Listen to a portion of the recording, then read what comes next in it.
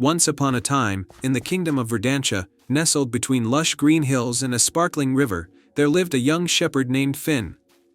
Finn was known throughout the village for his cheerful disposition and his talent for playing the harp. He owned a simple wooden harp, which had been passed down through generations in his family. Every evening, as the sun set over the hills, Finn would play melodies that brought peace and happiness to all who heard them. One summer, a terrible drought struck Verdantia. The river dried up, the crops withered, and the once green fields turned brown and barren. The villagers grew anxious and desperate. Finn's music, though still beautiful, could not lift the heavy spirits of his neighbors. Finn knew he had to do something to save his beloved home. One night, as Finn was playing his harp under the light of the full moon, an old woman appeared at his door. She introduced herself as Ira, a wise enchantress from a distant land. She had heard Finn's music and was moved by its purity. Ira told Finn about the golden harp, a magical instrument hidden in the Heartwood Forest, which had the power to bring rain and restore life to the land. Finn, filled with hope and determination, decided to embark on a quest to find the golden harp. The next morning, he packed some food, his wooden harp, and a small flask of water, and set off towards the Heartwood Forest. As he ventured deeper into the forest, he encountered an array of mystical creatures. Among them was a talking fox named Vesper, who offered to guide Finn on his journey. The golden harp is protected by the spirit of the forest, Vesper explained. To reach it, you must pass 3 trials that test your kindness, courage, and wisdom. With Vesper by his side, Finn continued his journey. The first trial led them to the Lake of Reflection, where a beautiful swan named Seraphina was trapped in a net of thorny vines. Without hesitation, Finn set his harp aside and carefully untangled the vines, freeing Seraphina. In gratitude, Seraphina gave Finn a single feather from her wing, which glowed with a soft, golden light. "You have shown great kindness," Seraphina said. "This feather will light your way in times of darkness." The second trial brought Finn and Vesper to the Cave of Echoes, where a fierce dragon named Draconis guarded the entrance. The dragon was known for his fiery breath and intimidating presence. Finn, though afraid, approached Draconis and began to play a soothing melody on his harp. The dragon, enchanted by the music, calmed down and allowed Finn to pass. "You have shown great courage," Draconis said, his eyes softening. "Take this scale from my chest. It will protect you from harm." The final trial led them to the Meadow of Illusions, where the path to the golden harp was hidden among countless false trails. Finn remembered Ira's words about wisdom and decided to use the swan's feather. He held it up, and its golden light revealed the true path through the meadow. With Vesper's guidance, they reached a clearing where the golden harp rested on a pedestal made of intertwined tree roots. The spirit of the forest, a majestic being with flowing hair and emerald eyes, appeared before them. "You have proven yourself worthy, Finn," she said. "The golden harp is yours. Use its power wisely and with a pure heart." Finn carefully lifted the golden harp, feeling its magic resonate through him. He thanked the spirit of the forest and began his journey back to Verdantia with Vesper. Along the way, he played the golden harp, and as the enchanting melodies filled the air, dark clouds gathered, and gentle rain began to fall. By the time Finn and Vesper returned to the village, the rain had revived the crops, filled the river, and restored the land's vibrant greenery. The villagers, overjoyed and grateful, welcomed Finn as a hero. They marveled at the golden harp and its miraculous powers, but Finn knew that it was not the harp alone that had saved Verdantia. It was the kindness, courage, and wisdom he had discovered within himself. Finn continued to play his harp, both the wooden one and the golden harp, bringing joy and peace to his village for many years. Vesper stayed by his side as a loyal friend, and the villagers prospered under the gentle melodies that filled the air. And so, the kingdom of Verdantia thrived once more, forever grateful to the young shepherd who had ventured into the Heartwood Forest and returned with the magic of music and the power of a brave heart. The end. Once upon a time, in the picturesque kingdom of Evergreen, there was a hidden sanctuary known as the Glimmering Grove. This grove was famous for its radiant, moonlit flowers in the Heartstone, a magical gem said to grant one wish to those who approached it with a heart full of love and kindness. The Heartstone was concealed deep within the grove and was only revealed during the night of stars, when the sky was filled with shimmering constellations.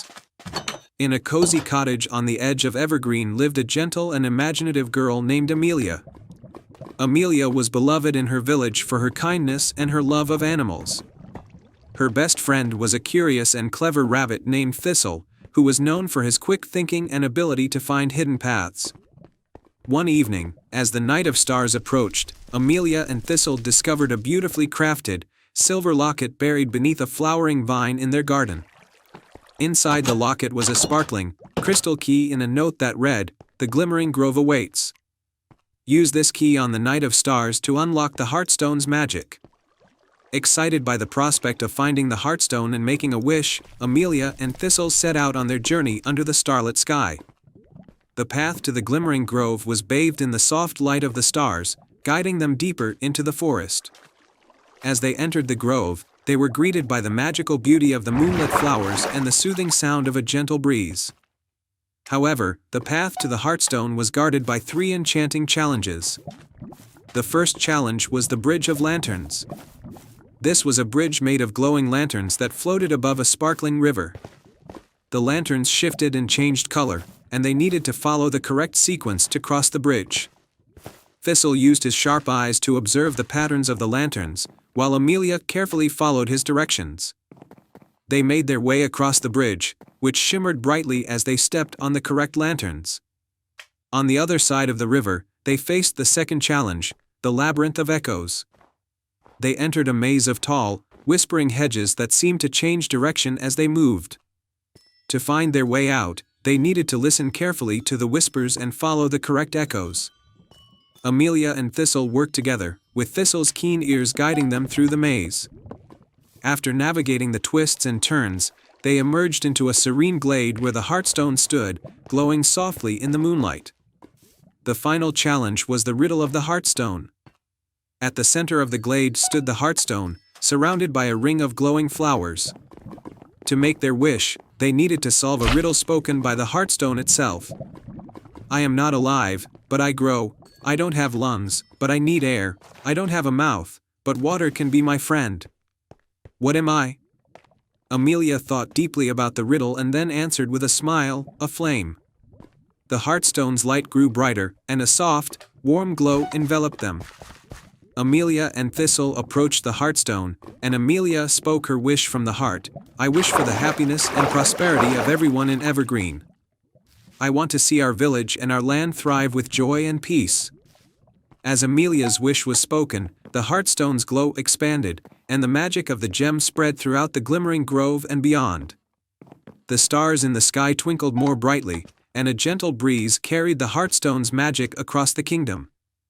When Amelia and Thistle returned to Evergreen, they found their village transformed. The fields were lush and green, the animals were healthy and joyful, and the people were filled with a deep sense of contentment and harmony. The tale of Amelia and Thistle's adventure and the magic of the Glimmering Grove became a cherished story in Evergreen, reminding everyone of the power of love, kindness, and selfless wishes. And so, the Glimmering Grove remained a place of wonder and enchantment, where dreams and wishes came to life under the light of the stars. The end. Once upon a time, in the ancient kingdom of Eldoria, there was a young princess named Astrid. Eldoria was a land of wonder and beauty, known for its lush forests, sparkling rivers, and majestic mountains. But the most remarkable feature of Eldoria was the Fountain of Dreams, a magical fountain hidden deep within the enchanted forest. It was said that the fountain had the power to grant a single wish to anyone who found it, but its location had been lost to time. Princess Astrid was a curious and adventurous soul. She loved exploring the kingdom and listening to the stories of old told by the castle's wise librarian, Master Cedric. One evening, as the sun set in hues of orange and pink, Astrid sat by the fireplace, engrossed in a tale about the Fountain of Dreams. "Master Cedric," Astrid asked, her eyes wide with wonder, "do you think the Fountain of Dreams really exists?" The old librarian smiled, his eyes twinkling. "Many believe it's just a legend, but I have always felt there's truth to it. the fountain's magic is tied to the heart of Eldoria. Only a pure-hearted soul with unwavering determination can find it. That night, Astrid couldn't sleep. She kept thinking about the fountain and what she would wish for if she found it. She knew exactly what she wanted: to heal the land of Eldoria, which had been suffering from a terrible drought for the past year. Crops were failing, rivers were drying up, and the people were growing desperate. Determined to save her kingdom, Astrid decided to find the Fountain of Dreams. Early the next morning, she packed a small bag with essentials, including a map of Eldoria, a compass, and a locket given to her by her late mother. She told no one of her plan, not wanting to worry her father, King Alden, who was already burdened by the kingdom's plight. Astrid set off on her journey, heading toward the enchanted forest. The forest was dense and mysterious, filled with ancient trees whose branches whispered secrets of old. As she ventured deeper, she encountered a fox with fur as red as autumn leaves. The fox seemed to be waiting for her. "Hello, little princess," the fox said, surprising Astrid with its ability to speak. "I am Fenwick, guardian of the forest. What brings you here?" "I seek the Fountain of Dreams," Astrid replied, trying to sound braver than she felt. "My kingdom needs its magic to end the drought." Fenwick studied her for a moment, then nodded. "Very well, I shall guide you. But be warned, the path is fraught with challenges that will test your heart and spirit." Together, Astrid and Fenwick journeyed through the forest. They crossed a river by solving the riddles of the water sprites, who guarded the only bridge. They navigated through a maze of thorns with the help of a kindly old owl named Orion, who gave Astrid a feather that glowed in the dark. After several days, they reached the heart of the enchanted forest, where the air was thick with magic. There, they encountered the final guardian, a majestic unicorn named Leora. Her coat shimmered like moonlight, and her eyes held centuries of wisdom. "To reach the Fountain of Dreams, you must prove the purity of your heart," Leora said. "Tell me, Princess Astrid, what is your deepest wish?" Astrid didn't hesitate. "I wish to end the drought and bring prosperity back to Eldoria. My people are suffering, and I want to help them." Leora nodded approvingly. "Your wish is selfless and noble. You may proceed." With Leora's blessing, Astrid and Fenwick continued until they finally stood before the Fountain of Dreams. The fountain was a magnificent sight, with crystal-clear water that sparkled like diamonds. As Astrid approached, the water began to glow, reacting to her presence. "Kneel by the fountain and speak your wish," Fenwick instructed. Astrid knelt and placed her hands in the cool water. "I wish for the drought to end and for Eldoria to flourish once more." The fountain glowed brighter, and a soft, melodic voice echoed through the clearing. "Your wish is granted, pure-hearted princess." Suddenly, the ground trembled, and a stream of water shot up from the fountain, spreading across the forest and beyond. Astrid watched in awe as the magic flowed through the land, reviving rivers, filling lakes, and nourishing the earth. The once dry fields began to bloom with life, and the skies opened up, bringing gentle rain. With her heart full of joy, Astrid thanked Fenwick and Leora for their guidance. She returned to Eldoria, where she was welcomed as a hero.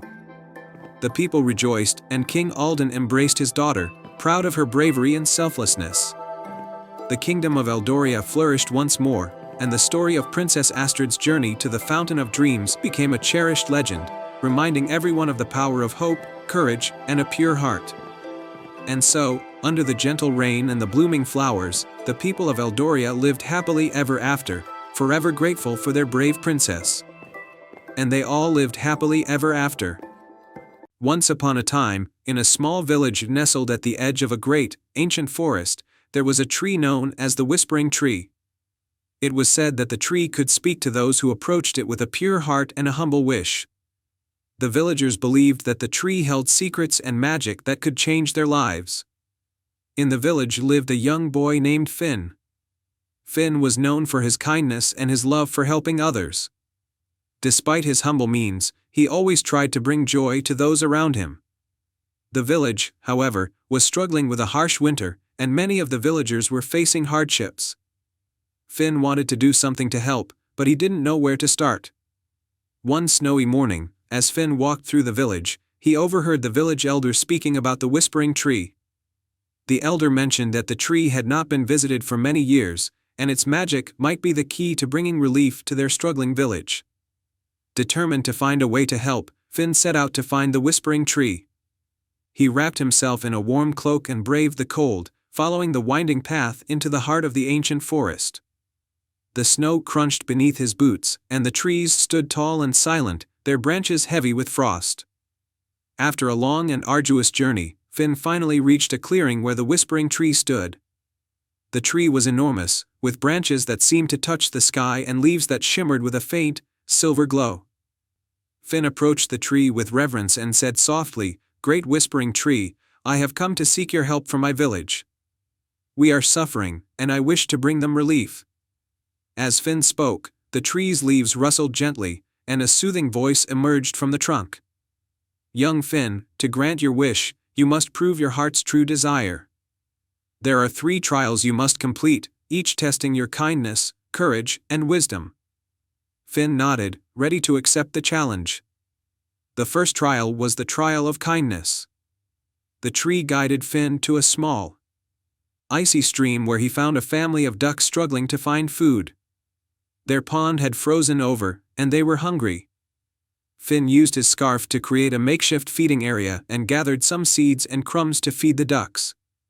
The family of ducks quacked gratefully, and Finn felt a warm glow of satisfaction. The second trial was the trial of courage. The Whispering Tree led Finn to a dark, foreboding cave where a mysterious, magical creature was said to dwell.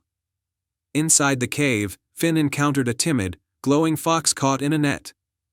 Though the cave was dark and eerie, Finn approached the fox with bravery, freeing it from the net and calming its fears. The fox, now free, showed Finn a hidden path back to the forest's edge. The final trial was the trial of wisdom. The Whispering Tree presented Finn with a riddle carved into a stone, "I am not alive, but I grow. I don't have lungs, but I need air. I don't have a mouth, but water kills me. What am I?" Star. Finn pondered the riddle carefully and soon realized the answer. "A fire," he said with confidence. The tree's branches rustled approvingly, and a soft, radiant light enveloped Finn. With all 3 trials completed, the Whispering Tree spoke once more. "You have shown kindness, courage, and wisdom. Your heart is true. I will grant your wish." The tree's magic swirled around Finn, and a gentle, sparkling snow began to fall from its branches. The snow carried a magical warmth that spread through the forest, melting the frost and bringing a gentle springtime breeze to the village. Finn returned to his village to find that the harsh winter had lifted, and the land was now fertile and lush. The villagers were amazed and overjoyed, their hardships eased by the unexpected miracle. Finn shared his story of the Whispering Tree and the trials he had faced. From that day on, the village flourished, and Finn's kindness was celebrated. The Whispering Tree became a symbol of hope and renewal, and the tale of Finn's bravery and the magical trials was passed down through generations, reminding everyone of the power of a pure heart and the magic that lies within.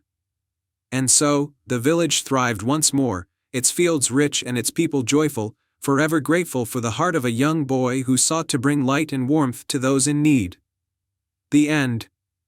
In the tranquil kingdom of Luminera, nestled between emerald hills and sparkling lakes, there was a small village known for its peacefulness and harmony.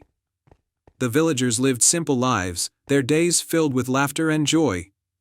However, the kingdom had one mystery that intrigued everyone: the legend of the starling's gift. The legend spoke of a magical starling bird that appeared only once every century. This bird was said to possess a dazzling feather that could grant one extraordinary wish to anyone who found it. The legend had become a source of hope and dreams for the villagers, who often gathered around the old oak tree in the village square to share stories and sing psalms about the elusive starling. In this village lived a young girl named Eloan, known for her kindness and adventurous spirit. Eloan was fascinated by the legend of the starling's gift and often dreamed of finding the magical bird. She believed that if she could find it, she could make a wish to bring everlasting happiness to her village. One evening, As the sun dipped below the horizon and the sky was painted with hues of pink and purple, Eloan noticed a bright light flickering in the distance. The light seemed to dance and shimmer like a beacon. Determined to uncover its source, she decided to follow it. Guided by the flickering light, Eloan ventured into the enchanted forest that bordered the village. The forest was known for its mystical creatures and magical flora. As she walked deeper into the woods, the air grew cooler and the light grew brighter, illuminating the path with a soft, golden glow. After walking for what felt like hours, Eloan reached a serene clearing bathed in moonlight. In the center of the clearing stood a majestic tree with silver leaves that glistened like stars. Perched on one of the branches was the starling, its feathers sparkling with an ethereal glow that illuminated the entire clearing. Eloan approached the starling with awe and respect. The bird's eyes, filled with ancient wisdom, met hers.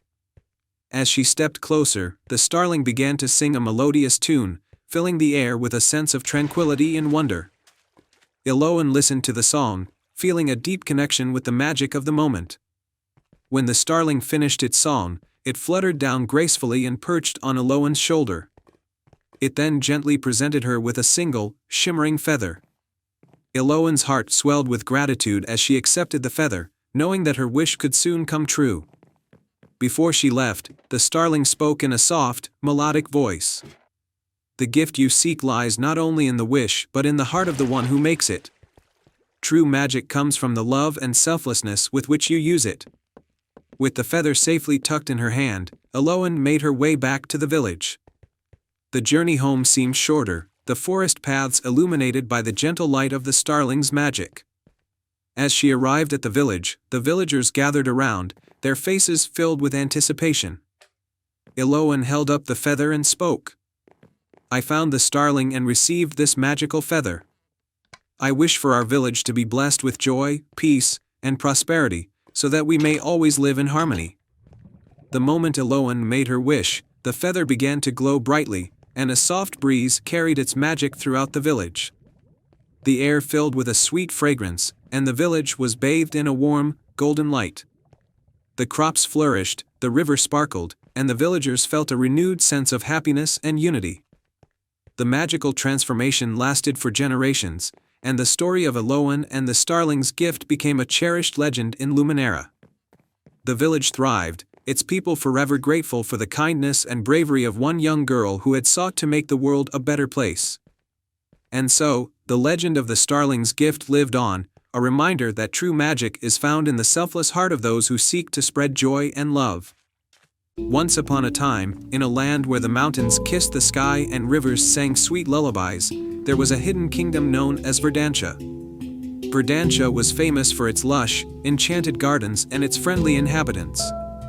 But the heart of this kingdom was a magical willow tree, known as Elder Willow, which held the power to maintain the harmony and prosperity of the land. The kingdom was ruled by a wise queen named Eloan. Queen Eloan had a daughter named Lyra, a curious and brave young princess who loved exploring the forests and learning about the kingdom's secrets. One day, while wandering near Elder Willow, Lyra overheard a troubling conversation between two woodland sprites. They spoke of a dark force growing in the whispering forest, threatening to steal the magic of Elder Willow. Concerned, Princess Lyra decided to investigate. The whispering forest was known for its dense foliage and magical creatures, and no one ventured into its depths without good reason. But Lyra's determination was strong, and she set out on her journey, bringing with her her loyal companion, a clever fox named Pippin. As they entered the whispering forest, the air grew thick with enchantment. Strange, glowing lights danced among the trees, and the forest seemed alive with whispers. Lyra and Pippin followed the murmurs until they reached a clearing where they discovered a hidden cave. Inside the cave, they found a dark sorcerer named Morven, who was attempting to steal the magic from Elder Willow. Morven was an old, crooked figure with eyes that glowed like embers. "If I drain the magic from Elder Willow, I will become the most powerful sorcerer in the world," he cackled. Realizing the danger, Lyra stepped forward. "You cannot take the magic of Elder Willow. It belongs to the land and its people, and you will not succeed in your evil plans." Morven's eyes narrowed. And how do you plan to stop me? Lyra, thinking quickly, remembered the tales her mother had told her about ancient magic. I will challenge you to a contest of wits. If I win, you must leave this place and never return. Morven, intrigued and somewhat amused, agreed. Very well. We shall see if your wits can outmatch my cunning. The challenge began with a series of riddles and puzzles. Morven, with his vast knowledge of dark magic, presented difficult questions, but Lyra, using her quick thinking and knowledge of the kingdom's lore, answered each one with grace and wisdom. Pippin helped by using his keen senses to find hidden clues. Finally, Morven presented the last riddle. I have cities but no houses, forests but no trees, and rivers but no water. What am I? Lyra pondered for a moment and then smiled. A map, she answered confidently. Morven's face fell as he realized he had been bested. You are clever, princess. It seems I must honor my word. With a wave of his hand, Morven's dark magic dissipated, and he vanished into the shadows, leaving the whispering forest in peace. Lyra and Pippin returned to Verdantia, where they were greeted with cheers and relief. The magic of Elder Willow was safe, and the kingdom's prosperity was assured once more. Queen Aloan praised her daughter's bravery and intelligence, and a grand feast was held in honor of Lyra and Pippin. The people of Verdantia celebrated the restoration of peace, and the Whispering Forest was forever protected by the lessons learned from the encounter with Morven. And so, Princess Lyra's courage and cleverness became the stuff of legend. The kingdom of Verdantia thrived, with Elder Willow standing tall and proud, its magic vibrant and strong. And Lyra, Pippin, and the people of Verdantia lived happily ever after, surrounded by the beauty and harmony of their enchanted land. And they all lived happily ever after. The moonlit garden. Once upon a time, in a charming village nestled between emerald hills and sparkling streams, there was a hidden garden known only to a few. This garden was said to bloom only under the light of the full moon, and it was believed to hold the secrets of nature's most wondrous plants. In this village lived a young girl named Lila, who was known for her love of nature and her deep curiosity about the world. She often dreamt of discovering the moonlit garden and uncovering its mysteries. Her grandmother had told her stories of its magical flowers that could heal any ailment and its fruits that could grant dreams. One evening, as the full moon began to rise and bathe the world in its soft, silvery light, Lila decided to follow the old tales and find the elusive garden. She packed a small satchel with a lantern, a notebook, and some snacks, and set out towards the edge of the forest where the garden was rumored to be hidden. As Lila wandered through the moonlit woods, she felt a sense of magic in the air. The trees seemed to whisper secrets, and the ground sparkled with tiny, glowing fireflies. Following a path marked by glowing mushrooms, she ventured deeper into the forest. After a while, Lila arrived at a clearing where the moonlight illuminated a majestic, ancient oak tree. Beneath the tree was an old wooden door, covered in vines and adorned with glowing runes. With a deep breath and a touch of excitement, Lila opened the door and stepped into the moonlit garden. The garden was more magnificent than she had ever imagined. Moonlight danced across lush, flowering plants that shimmered in hues of silver and blue. The air was filled with the sweet fragrance of blooming nightshade flowers and the soft hum of magical creatures flitting about. In the center of the garden was a large, crystal-clear pond, its surface reflecting the moonlight like a mirror. Beside the pond stood a wise old figure with flowing silver robes and a kind face, the guardian of the moonlit garden. "Welcome, Lila," the guardian said in a voice as gentle as a whisper. "I have been expecting you. What brings you to the moonlit garden?" Lila's eyes widened with wonder. "I have heard tales of the garden's magic and came to see it for myself. I want to help my village, which has been struggling with a terrible drought. Can the garden help?" The guardian smiled warmly. "The moonlit garden holds many wonders, and it is here to share its gifts with those who seek them with pure hearts. There is a special flower in this garden called the moon blossom. It can bring forth rain and restore life to the land. But to find it, you must prove your worth by solving a riddle." With a nod of determination, Lila listened as the guardian spoke the riddle. "I am not alive, but I grow. I don't have lungs, but I need air. I don't have a mouth, but water kills me. What am I? Lila thought carefully, her mind racing through the possibilities. After a moment, a smile spread across her face. The answer is fire. The Guardian's eyes sparkled with approval. Well done, Lila. You have proven yourself worthy. The moon blossom can be found at the heart of the garden, near the pond. Follow the light of the fireflies, and you will find it. Lila thanked the Guardian and followed the path illuminated by the fireflies. At the heart of the garden, she found a breathtaking flower with petals that shimmered like liquid moonlight. She carefully picked the moon blossom and made her way back to the village. As she approached the village, Lila saw the villagers gathered around, their faces filled with worry. She held up the moon blossom, and its light began to glow even brighter. Lila placed the flower in the center of the village square and whispered a heartfelt wish for rain. The sky above the village darkened, and soon, a gentle rain began to fall. The parched land drank in the water, and the fields began to show signs of life. The villagers cheered with joy as the garden's magic restored their land and their hope. Lila was celebrated as a hero, and the moonlit garden became a cherished part of the village's lore. The garden continued to thrive under the moonlight, a symbol of magic and hope. And so, the village flourished, and Lila's bravery and kindness were remembered for generations. The moonlit garden remained a magical place where dreams and wishes came to life, thanks to a girl who believed in the power of nature and the magic of the moon. And they all lived happily ever after. I hope you enjoyed this fairy tale. In a land where rolling hills kissed the sky and meadows stretched as far as the eye could see, there was a small, peaceful village called Elderglen. The village was renowned for its tranquility and the gentle, melodious songs of its river, which wound through the heart of the village, shimmering under the sunlight. At the edge of Elderglen stood a grand, ancient oak tree known as the Heartwood. This tree was not only the oldest in the land but also the keeper of a mysterious secret. It was said that the Heartwood held a magical sapphire, which protected the village from any harm and kept the balance of nature in harmony. One bright spring morning, the village awoke to find that the river's music had changed. Instead of its usual soothing melody, it now carried a discordant, ominous tune. The villagers were troubled and gathered around the Heartwood to discuss the strange phenomenon. It was then that the wise old storyteller, Alara, spoke up. The Heartwood has always protected us with the magic of the sapphire, she said. If the river's song is disturbed, it must mean that something has happened to the sapphire. The village's youngest resident, a brave and curious girl named Lila, stepped forward. I'll find the sapphire, she said. I've always felt a special connection to the Heartwood.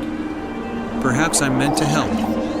The villagers were initially hesitant but soon recognized Lila's determination and agreed to let her embark on the quest. Alara gave her a small, leather-bound journal and a compass that had been in her family for generations. This journal will guide you with ancient wisdom, Alara explained. And the compass will point you towards the heart of the problem.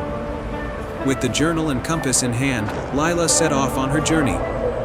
She ventured deep into the forest, where the trees were dense and shadows danced in the dappled light. The compass needle swung erratically, guiding her towards an ancient, forgotten pathway. After a day of travel, Lila reached a hidden glen where the trees grew in an unusual formation, a perfect circle around a solitary, majestic waterfall cascading into a crystal-clear pool. In the center of the pool was a small island with an intricately carved stone pedestal. Upon the pedestal rested a large, brilliant sapphire that glowed with a mesmerizing light.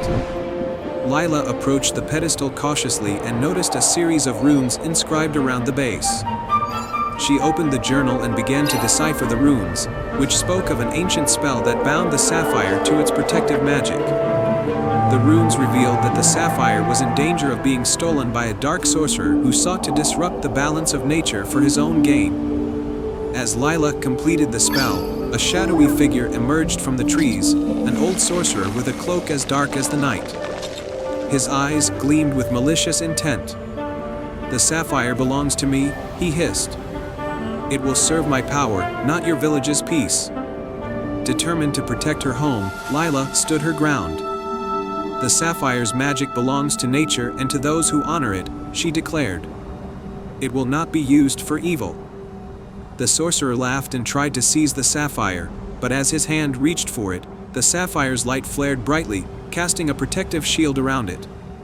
Lila realized that the sapphire's magic was linked to the purity of intention and the strength of her own resolve. Summoning her courage, Lila recited the ancient spell she had deciphered from the journal. As she spoke the final words, the sapphire's light intensified, forming a beam that struck the sorcerer and encased him in a glowing prison. The sorcerer's dark magic was no match for the sapphire's protective enchantment. With the sorcerer subdued, Lila carefully returned the sapphire to its rightful place on the pedestal. The magic of the sapphire surged through the air, restoring harmony to the river's song and the balance of nature. The waterfall's waters sparkled with renewed brilliance, and the glen was filled with a sense of peace and serenity. Lila made her way back to Elderglen, where the villagers welcomed her with cheers and celebration. The river's melody was once again a gentle, soothing tune, and the heartwood stood tall, its protective magic stronger than ever. From that day on, Lila became a cherished hero in Elderglen. She continued to explore the mysteries of the land and share her adventures with the village. The heartwood and the sapphire remain symbols of the balance and protection of nature, reminding everyone of the importance of bravery, purity of heart, and the magic that resides within each of them. And so, the tale of Lila and the Sapphire Guardian was passed down through the generations, a story of courage, magic, and the unbreakable bond between nature and those who protect it. In a quaint village nestled by the edge of a mystical forest, there lived a young girl named Luna. Luna was known for her kindness and her love of the stars. Every night, she would gaze up at the moon, dreaming of far-off lands and magical adventures. One evening, as Luna wandered through the forest near her village, she stumbled upon an old, moss-covered chest hidden beneath the roots of a giant oak tree. Curious, she opened the chest and discovered a beautiful silver pendant shaped like a crescent moon. It shimmered softly, as if holding a piece of the moonlight itself. Excited by her find, Luna took the pendant home. That night, under the full moon, she noticed the pendant glowing brighter and heard a soft whisper, "Luna, you have found the moonlit pendant. Your kindness and bravery are needed." The next day, Luna learned that her village was facing a serious problem. The once lush fields had turned barren, and the river that flowed through the village had become a mere trickle. The villagers were worried and unsure of how to restore their land. Luna remembered the pendant's whisper and decided to seek help. She visited the village elder, a wise woman named Alara. Alara, upon seeing the pendant, revealed an ancient secret. The moonlit pendant is magical. It can restore life to the land, but only if you complete a quest. You must travel to the enchanted lake and retrieve the heart of the moon, a magical crystal that can bring back the vitality of the land. With determination in her heart, Luna set off on her journey. The path to the enchanted lake was fraught with challenges. She first encountered a dark forest where shadows danced and whispered. Luna was frightened but pressed on, holding the pendant close. The pendant's glow seemed to guide her through the forest, and soon she reached the edge of a sparkling, enchanted lake. The lake was guarded by a majestic, silver swan named Selene. To retrieve the heart of the moon, Selene said, "You must prove your courage and kindness. Tell me, why do you seek the heart of the moon?" Luna, her voice steady, replied, "I seek the heart of the moon to restore my village's land and help my people. I want to make a difference and bring life back to where it has faded." Selene's eyes sparkled with approval. "Your heart is pure. The heart of the moon is hidden in the depths of this lake. To retrieve it, you must face your greatest fear." Taking a deep breath, Luna stepped into the lake. The water was cool and clear, and as she swam deeper, she saw eerie shapes in the shadows. Her fear grew, but she focused on her goal. The pendant glowed brightly, lighting the way. In the depths, Luna found a shimmering crystal nestled among the reeds. The heart of the moon pulsed gently with a soft light. Luna grasped the crystal, and as she did, the shadows around her faded away, and a calming light enveloped her. With the heart of the moon in hand, Luna swam back to the surface. Selene greeted her with a smile. "You have proven your bravery and kindness. Take the heart of the moon to your village." Luna thanked Selene and made her way back home, the heart of the moon glowing warmly in her hands. As she approached the village, the pendant began to shine even brighter, guiding her to the heart of the barren fields. When Luna placed the heart of the moon in the center of the fields, its light spread outwards, bringing warmth and vitality back to the land. The crops began to grow lush and green, and the river flowed once more with clear, sparkling water. The villagers gathered around, cheering and celebrating. They marveled at Luna's bravery and the magic of the heart of the moon. The once barren land was now flourishing, and the village was vibrant and full of life once again. Luna's heart swelled with happiness as she looked at the thriving fields and the grateful faces of her fellow villagers. She realized that her journey had taught her the true power of courage, kindness, and determination. From that day on, Luna was known not only for her love of the stars, but also for her heroic heart. The moonlit pendant remained a cherished treasure, a reminder of the magic that lies within those who dare to dream and act with a pure heart. And so, Luna lived happily, always ready for new adventures and guided by the light of the moonlit pendant, knowing that she had made a difference in her village and beyond. Once upon a time, in a land far away, there was an enchanted forest. This forest was unlike any other, filled with trees that whispered secrets, flowers that sang lullabies, and streams that glistened with magical water. The heart of this forest was home to a variety of mystical creatures, but the bravest among them was a little rabbit named Thistle. Thistle was not like the other rabbits. While his friends were content nibbling on carrots and playing in the meadows, Thistle dreamed of adventure. He was curious about the world beyond the forest and the tales of ancient magic that lay hidden in its depths. One bright morning, as the first rays of sunlight filtered through the canopy, Thistle heard a commotion near the old oak tree. Hopping over to investigate, he found a group of forest animals gathered around a trembling squirrel named Squeaky. "What's wrong, Squeaky?" Thistle asked, his nose twitching with concern. Squeaky, still shaking, replied, "It's the Goblin King.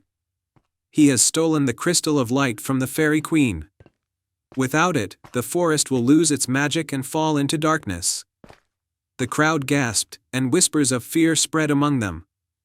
The crystal of light was the source of the forest's enchantment, and without it, their home would wither away. Thistle's heart pounded in his chest. He knew he had to do something.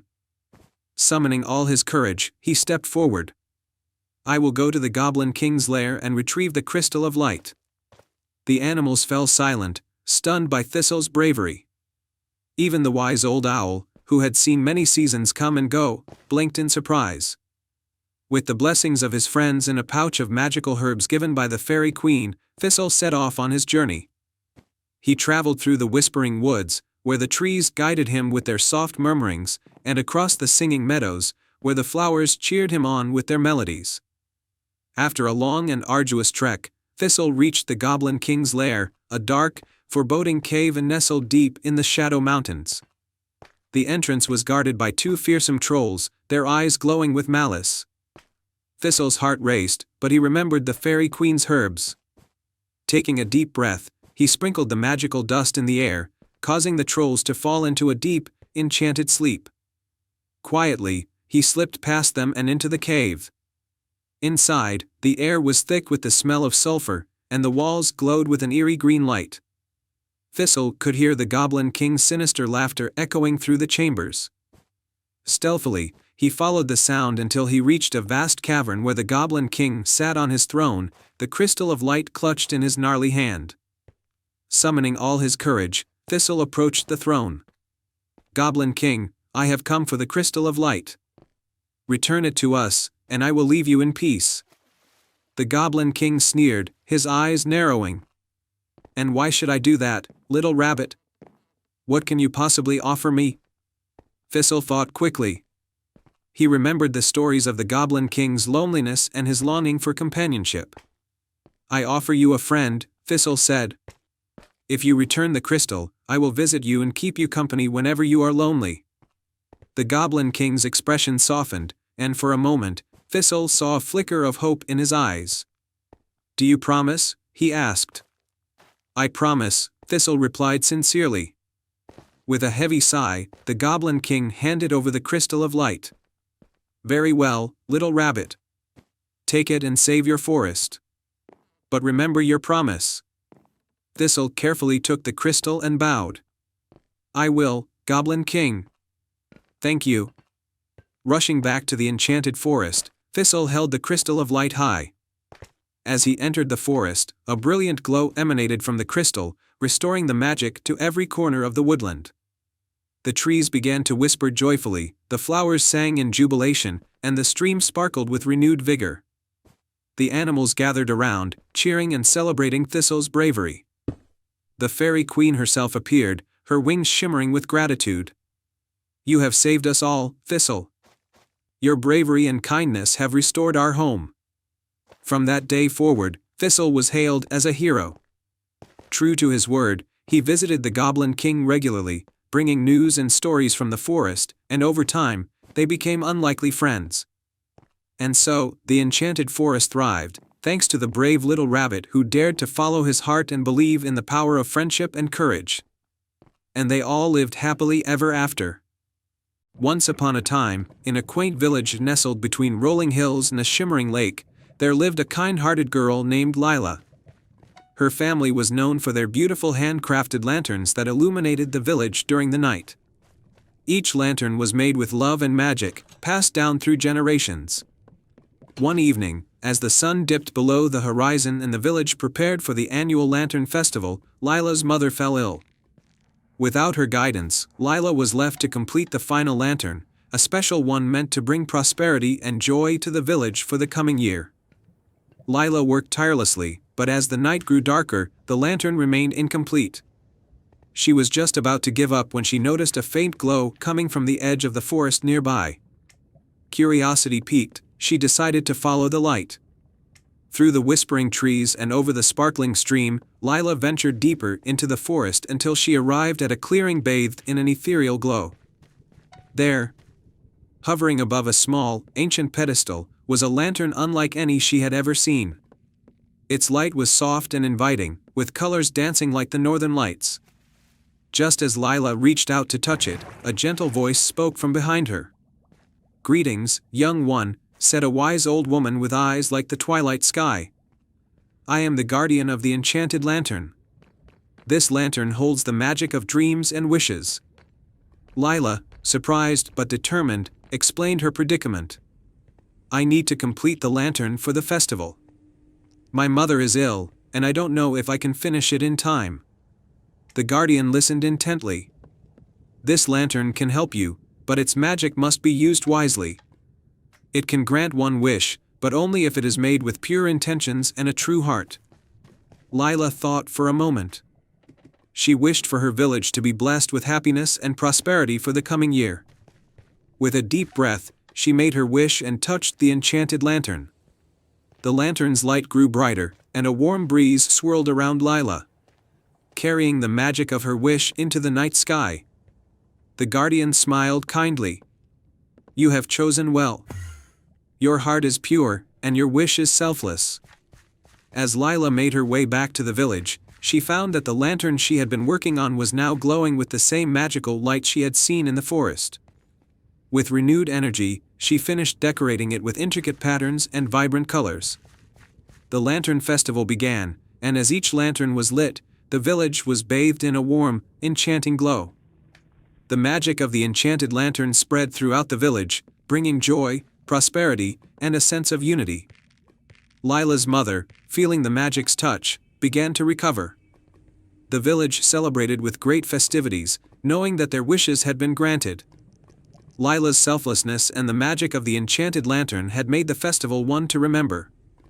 And so, under the shimmering lights of the Lantern Festival, Lila and her village lived happily ever after, knowing that the true magic of the lanterns came from the kindness and love shared by those who made them. The end. In a quaint village surrounded by rolling hills and lush forests, there was a legend of a magical compass that could lead its bearer to their heart's deepest desire. The compass was said to be hidden in the heart of the Whispering Woods, a place known for its elusive nature and enchanted creatures. In this village lived a brave and kind-hearted young boy named Finn.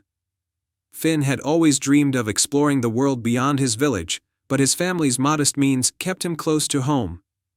One day, Finn stumbled upon an old, dusty map in the attic of his family's cottage.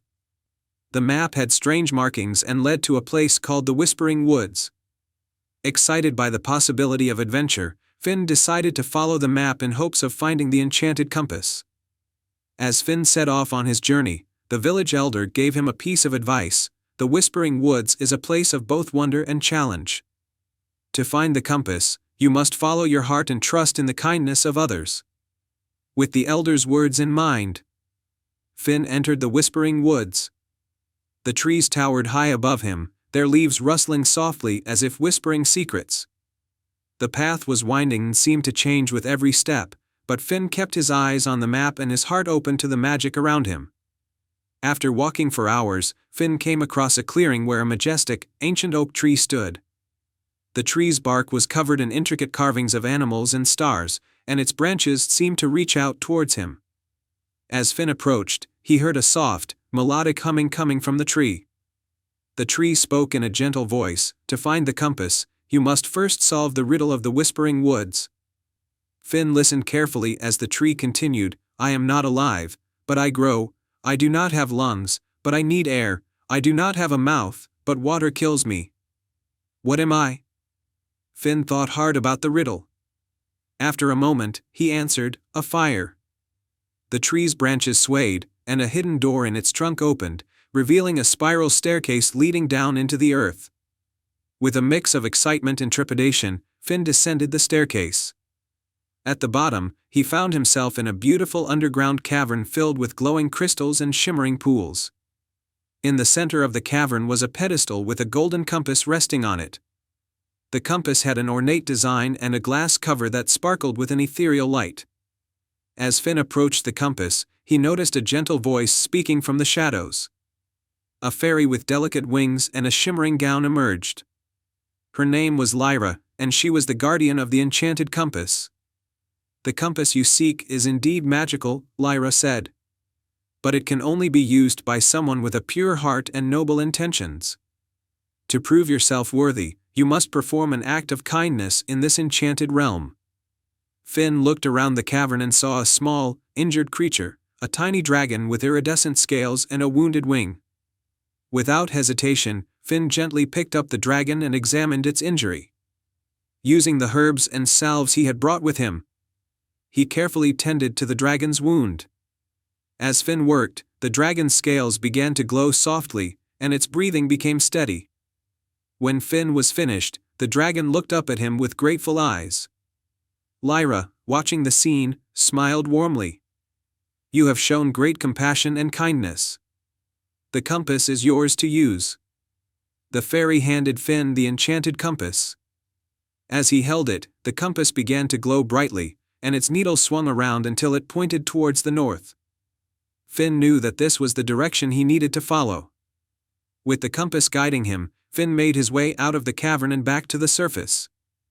As he walked, he found that the compass led him to various hidden wonders of the Whispering Woods, sparkling streams, magical blades, and friendly creatures.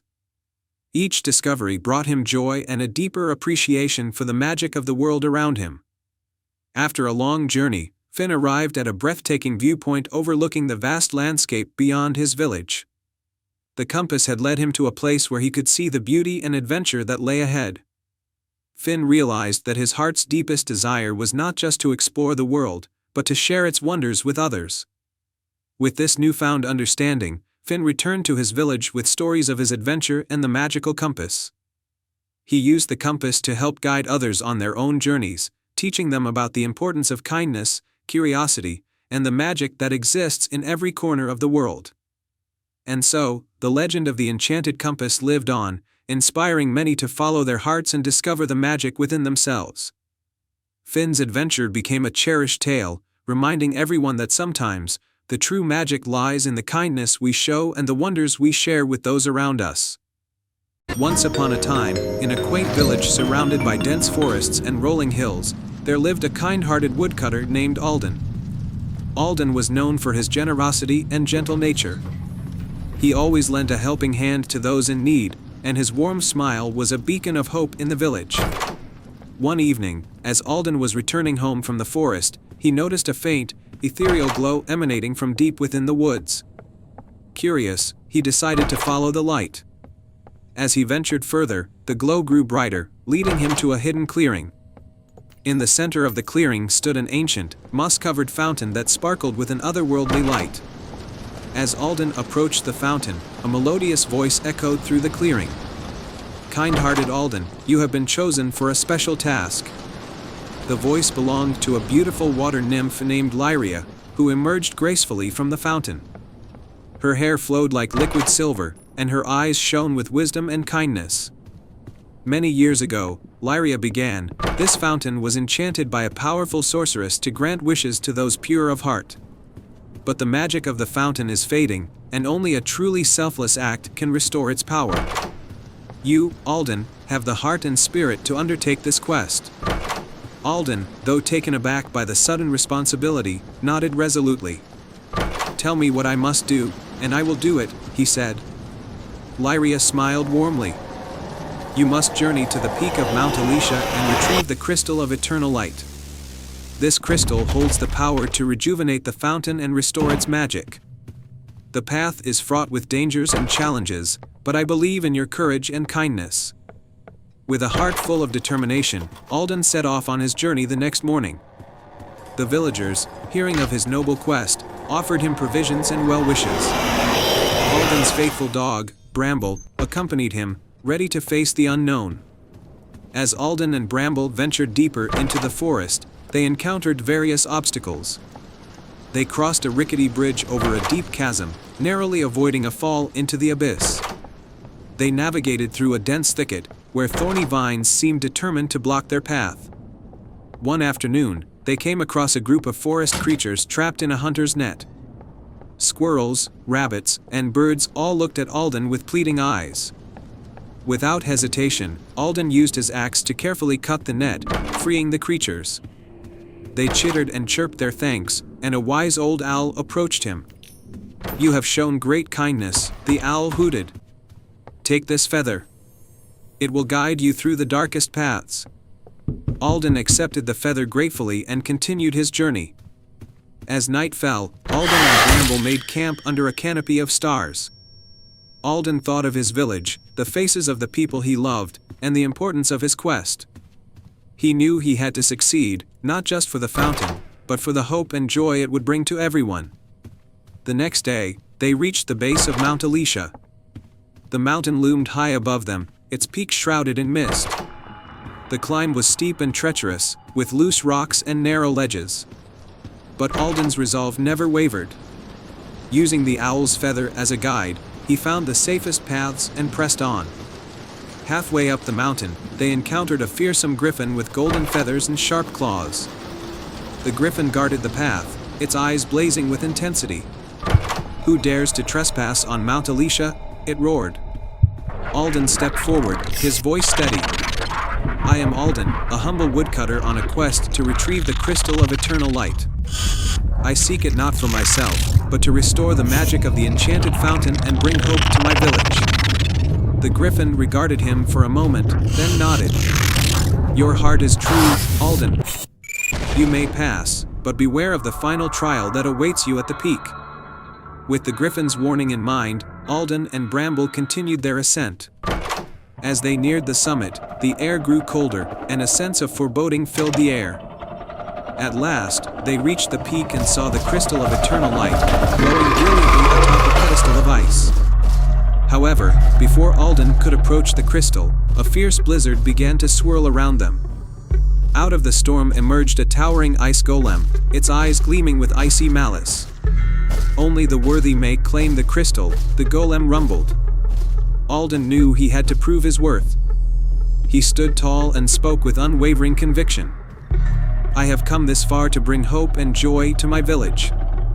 I have faced many challenges and shown kindness to all I met. I will not falter now." The ice golem's gaze softened, and the blizzard began to subside. "Your heart is pure, Alden. Take the crystal and fulfill your quest." With reverence, Alden approached the pedestal and gently took the crystal of eternal light. Its warmth spread through him, filling him with a sense of peace and fulfillment. He thanked the golem and began the journey back to the village. When Alden returned to the enchanted fountain, Lyria awaited him with a radiant smile. "You have succeeded, brave Alden," she said. "Place the crystal in the fountain, and its magic will be restored."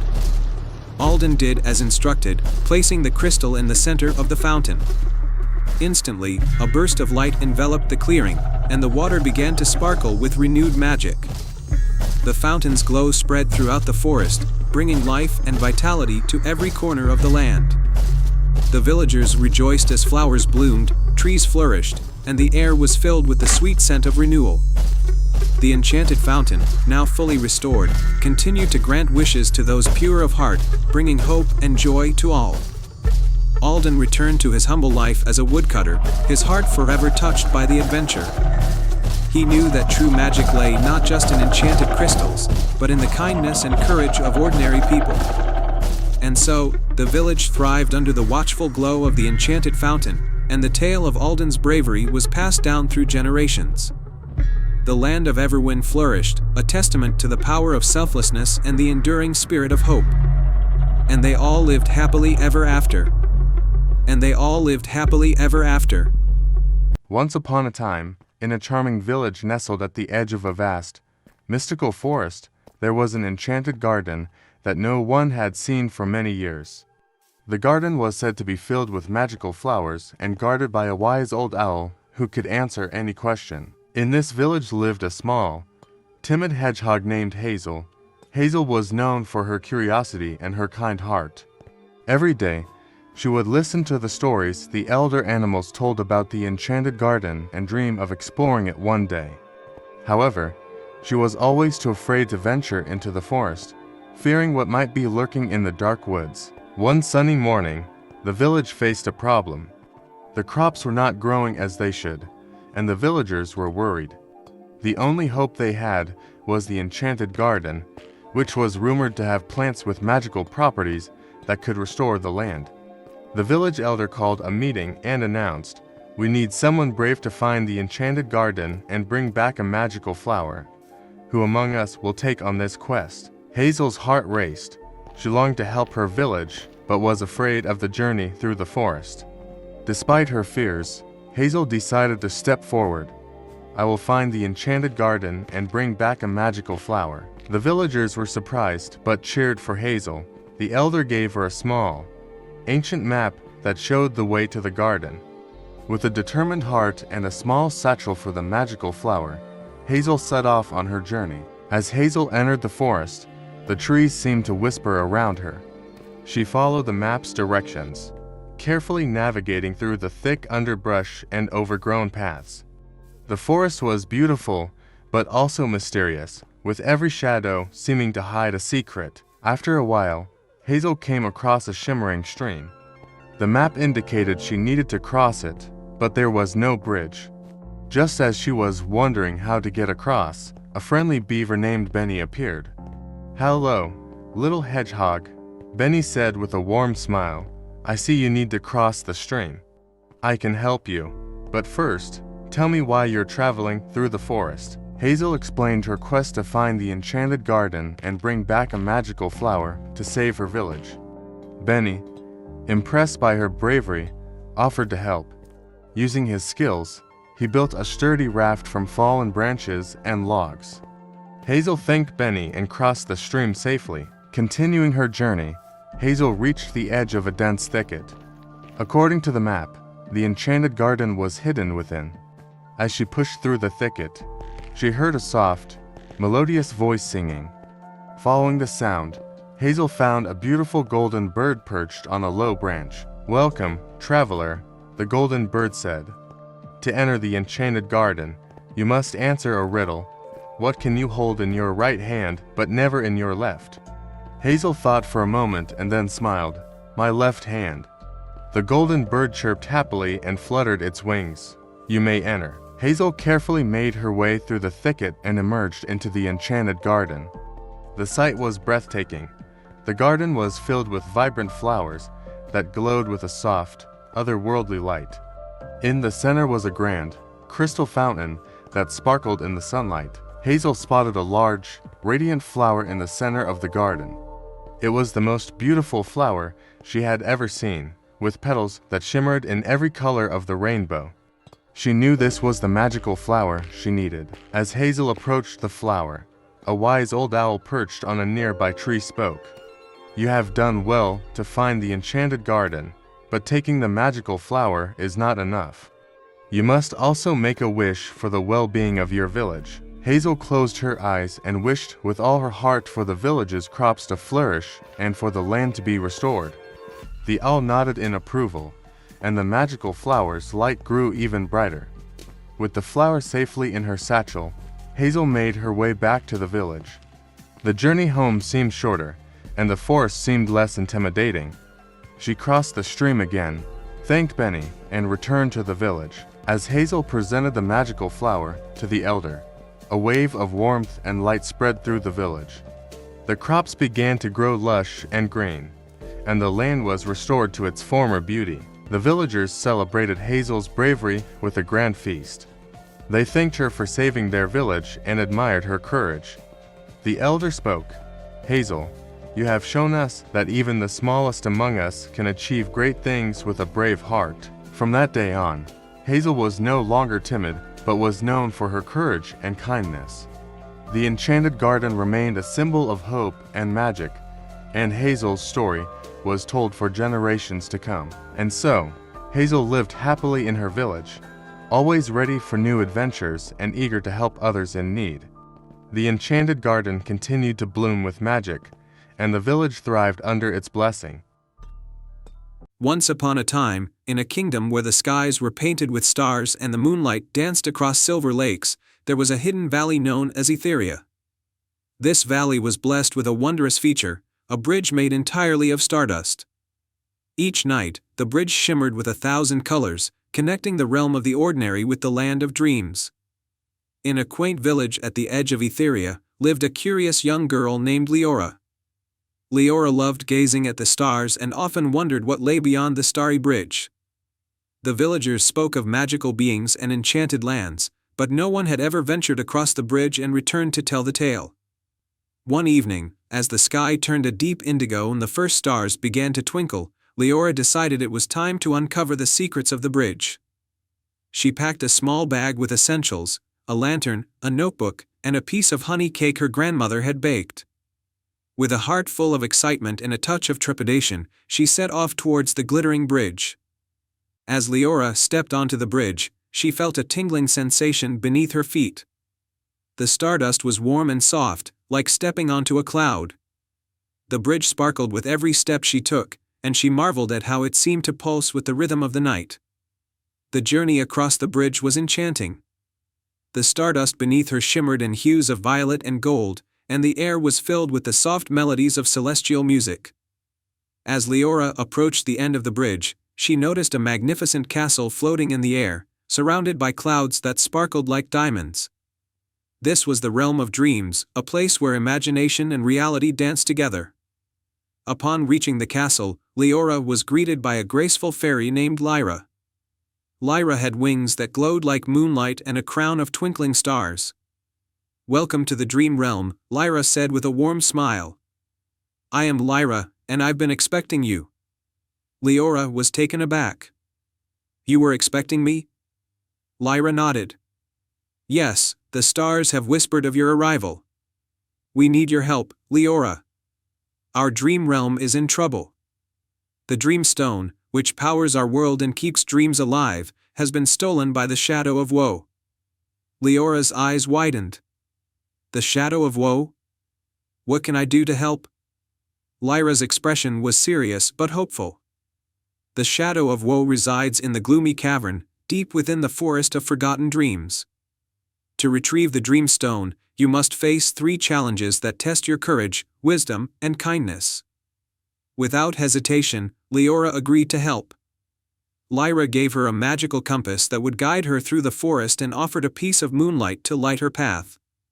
With a determined heart, Leora set off on her quest. The Forest of Forgotten Dreams was a maze of twisted trees and misty pathways. The first challenge awaited her, a giant, sleeping dragon guarding a shimmering key. Leora had to solve a riddle to awaken the dragon without frightening it. The riddle was, what can you hold in your left hand but not in your right? Leora thought for a moment and answered, your right hand. The dragon, pleased with her answer, gave her the key and wished her well. The second challenge was a puzzle made of floating, glowing stones that formed a bridge over a chasm. Leora had to arrange the stones in the correct pattern to cross safely. With patience and careful observation, she figured out the pattern and made it across. The final challenge was the most daunting, a test of kindness.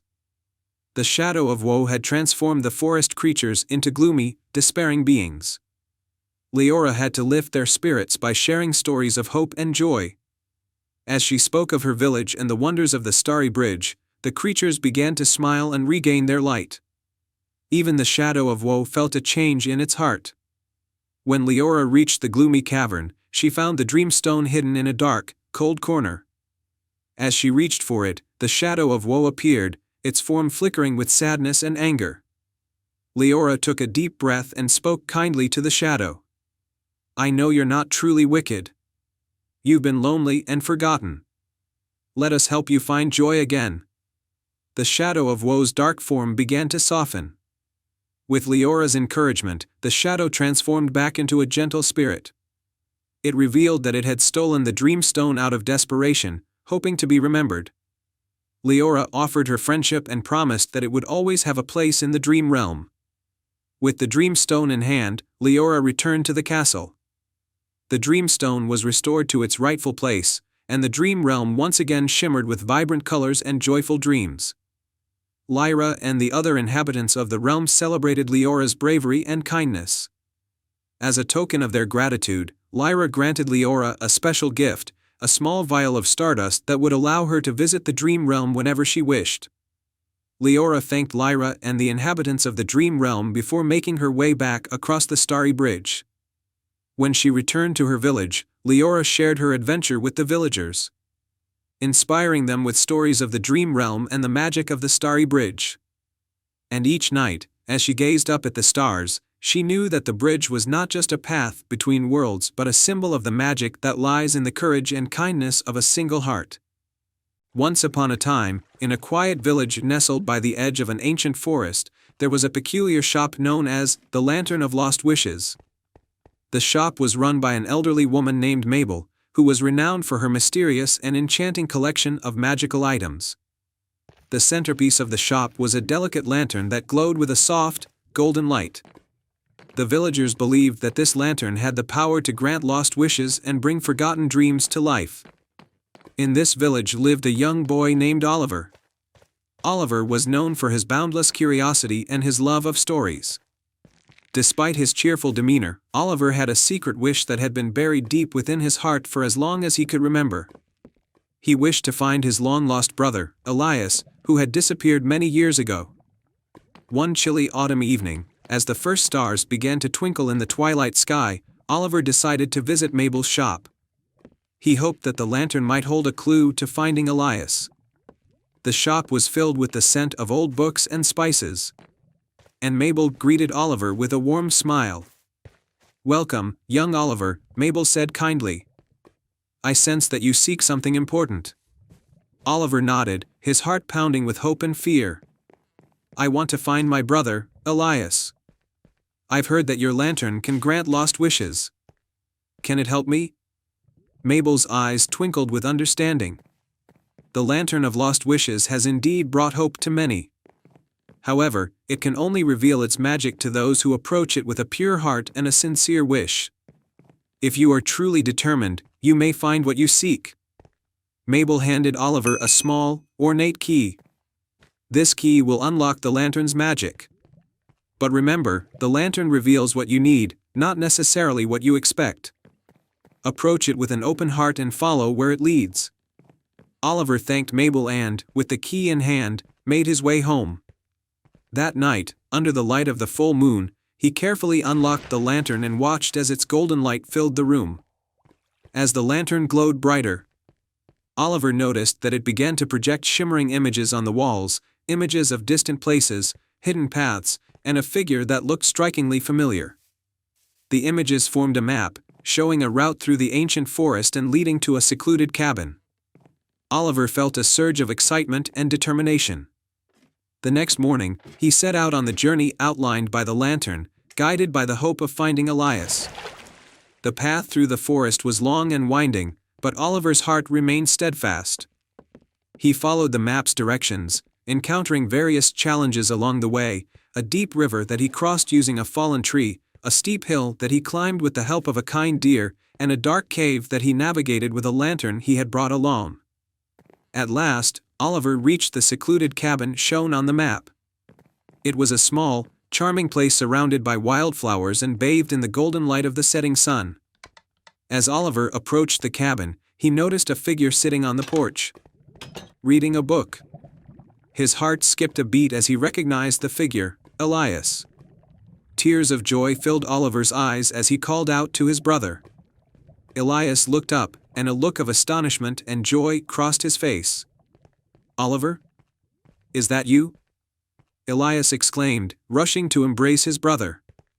The siblings were reunited, their hearts overflowing with happiness. Elias explained that he had been living in the cabin for years, having been separated from the village due to a series of unfortunate events. He had always hoped to find his way back home but had been unable to. Oliver shared the story of how he had used the Lantern of Lost Wishes to find him. Together, they marveled at the magic of the lantern and the incredible journey that had brought them together. The two brothers returned to the village, where they were warmly welcomed back. The village celebrated their reunion with a grand feast, and the story of the Lantern of Lost Wishes became a cherished tale. The lantern continued to glow softly in Mabel's shop, a symbol of hope and the power of true wishes. Oliver and Elias were forever grateful for the magic that had reunited them and for the love that had guided them on their journey. And so, the village thrived with joy and unity, and the Lantern of Lost Wishes remained a beacon of dreams and the miracles that can happen when hearts are open and wishes are true. The end. Once upon a time, in a quaint village nestled between rolling hills and a sparkling river, there was a young girl named Elara. Elara was known for her vivid imagination and her talent for painting. Her parents ran a small art supply shop, and Elara spent her days creating beautiful artworks inspired by the world around her. One day, while exploring the attic of their old house, Elara stumbled upon a dusty, ornate frame. Inside it was a blank canvas that seemed to shimmer in the light. Intrigued, Elara decided to take the frame down to her studio and paint something on it. As she began to paint, she felt an unusual sense of excitement. She painted a vibrant, magical forest with towering trees, sparkling streams, and colorful flowers.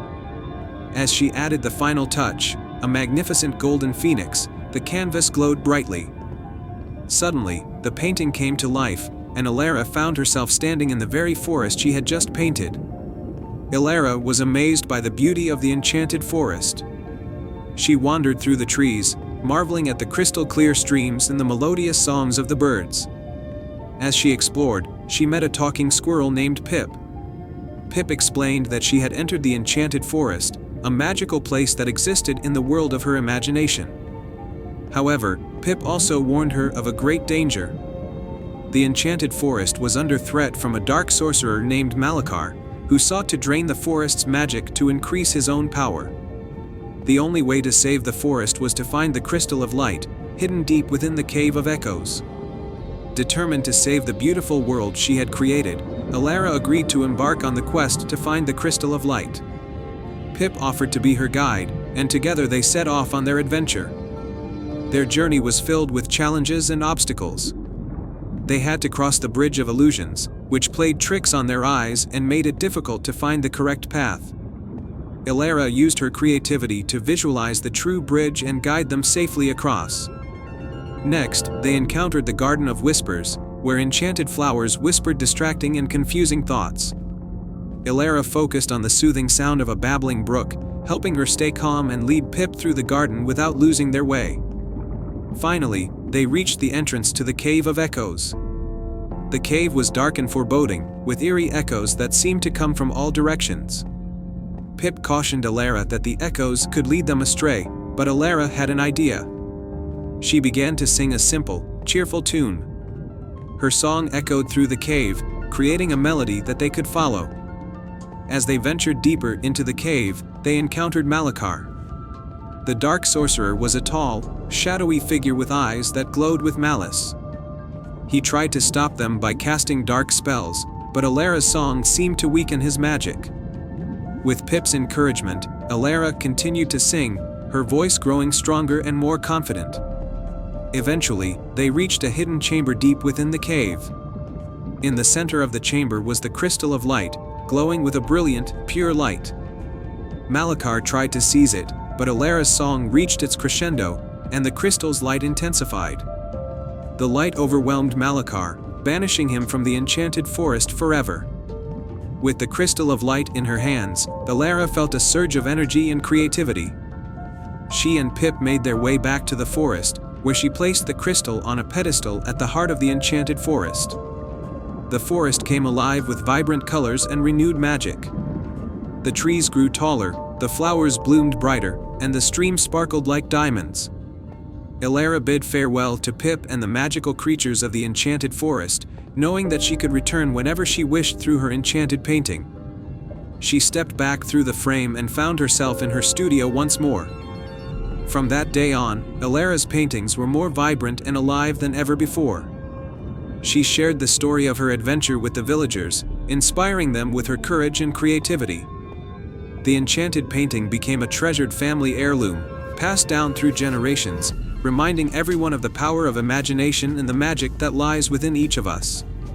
And so, Alara's legacy lived on, as her paintings continued to bring joy and wonder to all who beheld them.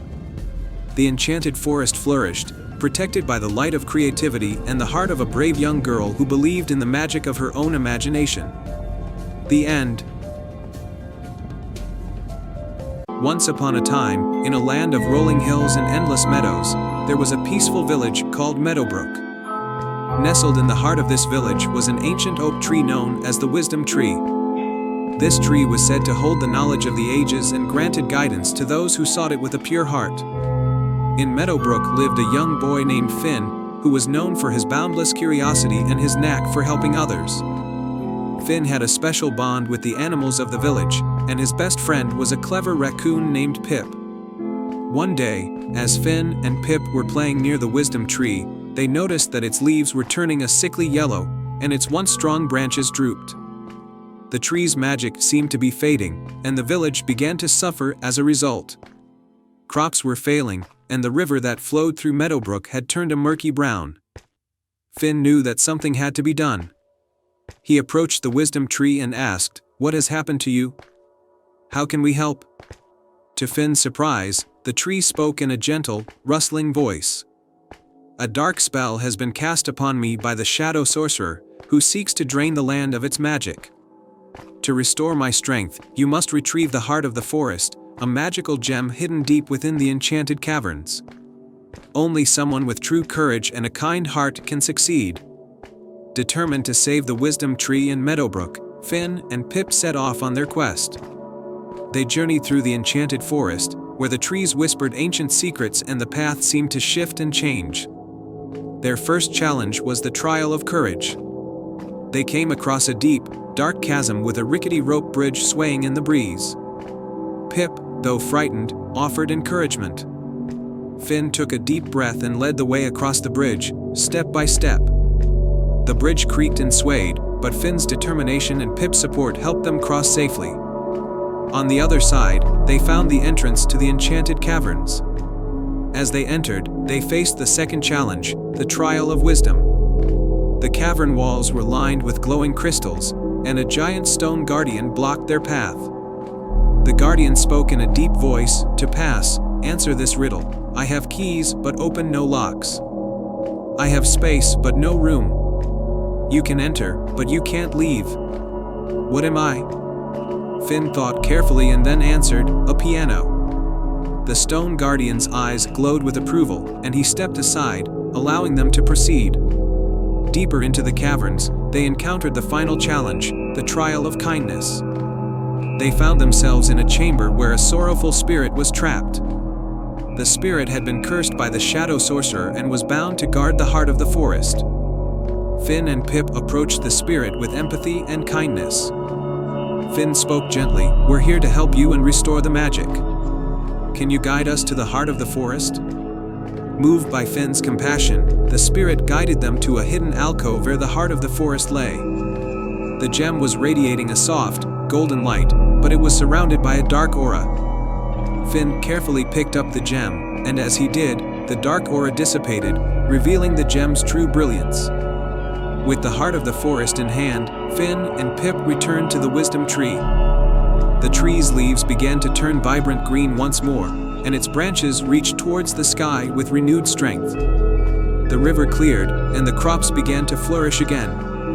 The villagers of Meadowbrook celebrated Finn and Pip's bravery with a grand feast. The wisdom tree, now restored, thanked them with a gentle rustling of its leaves.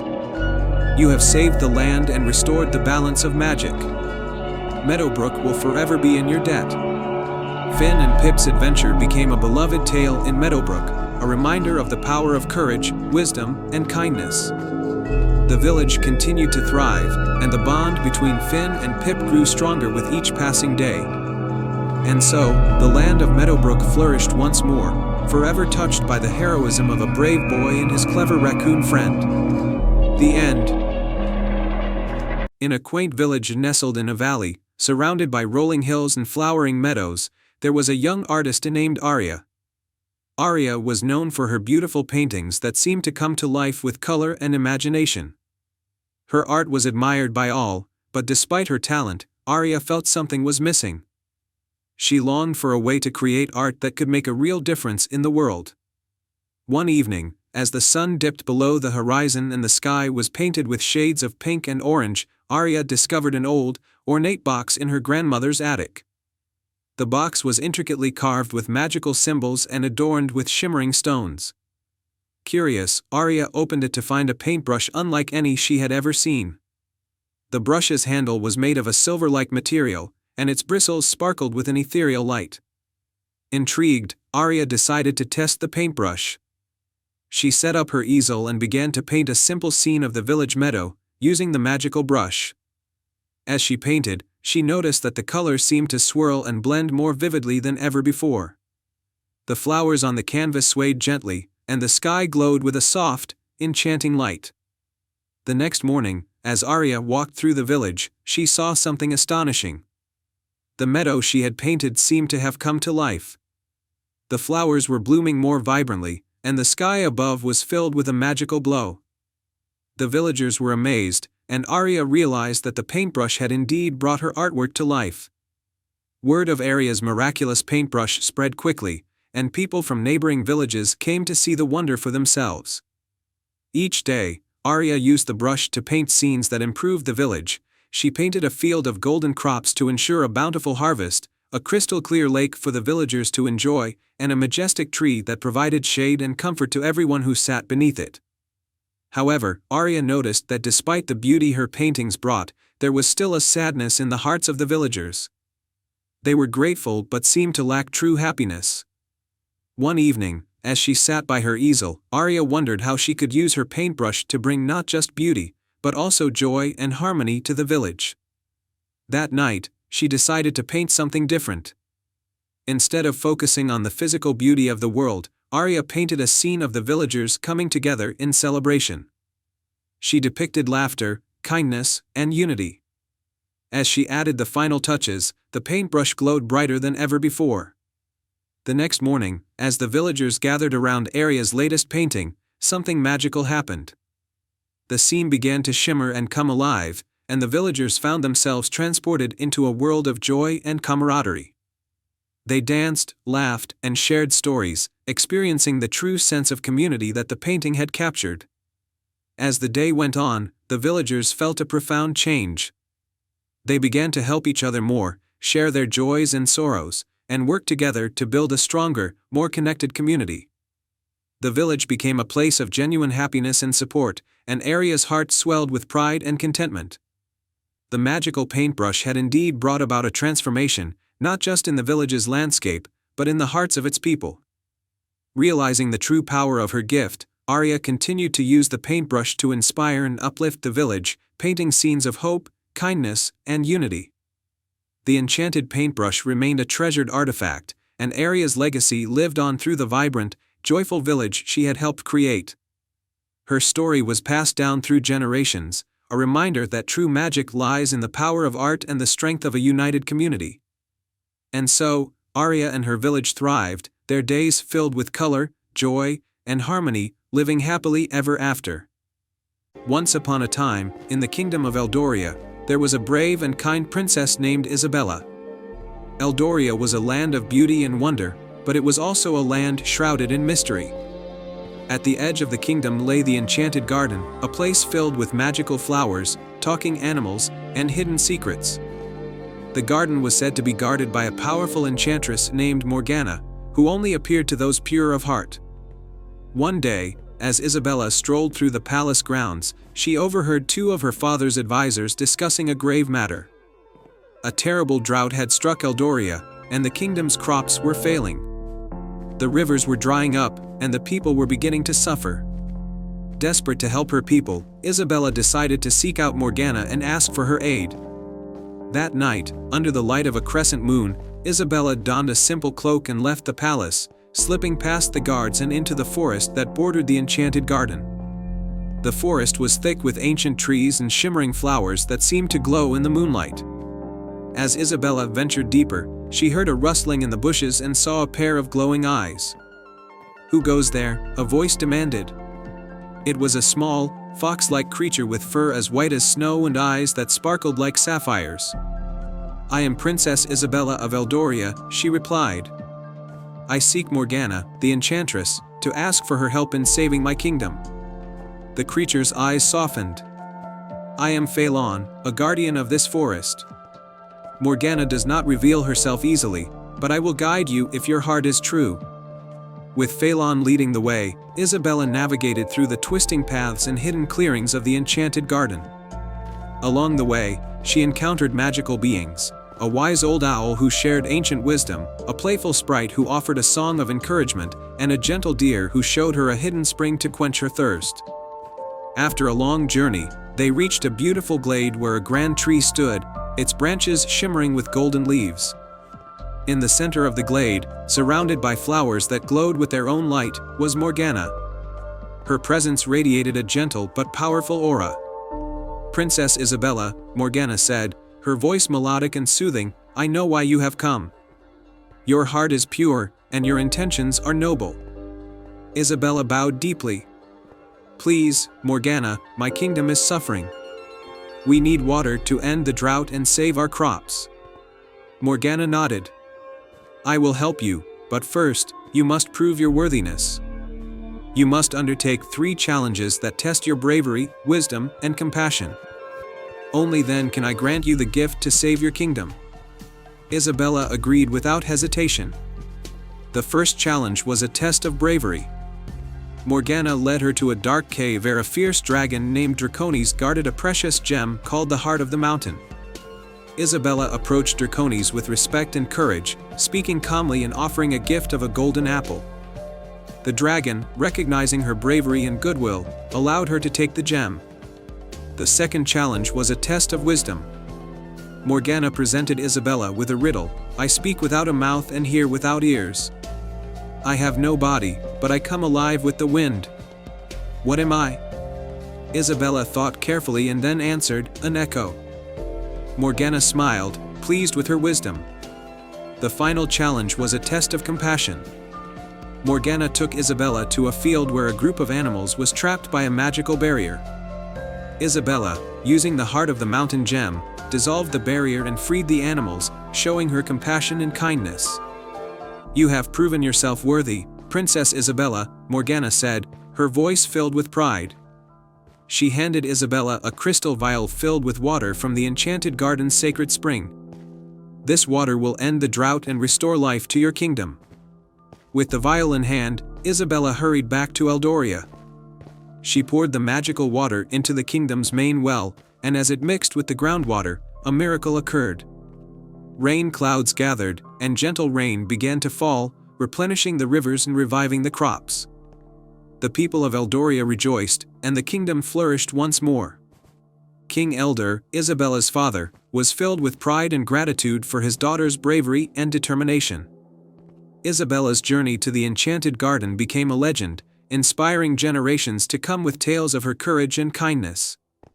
And so, Princess Isabella and the kingdom of Eldoria lived happily ever after, their bond with the enchanted garden forever strong, and their hearts always filled with the spirit of bravery, wisdom, and compassion. The end. Once upon a time, in the heart of the enchanted kingdom of Eldoria, there was a quaint village named Fairhaven. Fairhaven was known for its sparkling rivers, lush meadows, and a magnificent old oak tree at its center. The villagers believed that this oak tree was blessed with magical properties, and its branches were said to whisper secrets of old. In Fairhaven lived a young woman named Lila, known for her kindness and curiosity. Lila was especially fascinated by an old family heirloom, a moonlit locket that had been passed down through generations. The locket was rumored to hold a secret that could only be revealed under the light of the full moon. One night, as the full moon cast its silvery glow over Fairhaven, Lila decided to unlock the mystery of the locket. She had always felt a mysterious pull towards it, sensing that it held something important. With the moonlight guiding her, she set out on an adventure to uncover its secret. As she walked through the village square, the moonlight seemed to shine brighter, guiding her towards the ancient oak tree. The tree's branches swayed gently in the breeze, and its leaves rustled as if whispering secrets. At the base of the oak, Lila noticed a faint, shimmering light emanating from a hidden hollow. Curious, Lila reached into the hollow and discovered a small, intricately carved wooden box. The box had a golden keyhole, and the locket seemed to fit perfectly into it. With a mix of excitement and nervousness, Lila placed the locket into the keyhole, and the box opened with a soft click.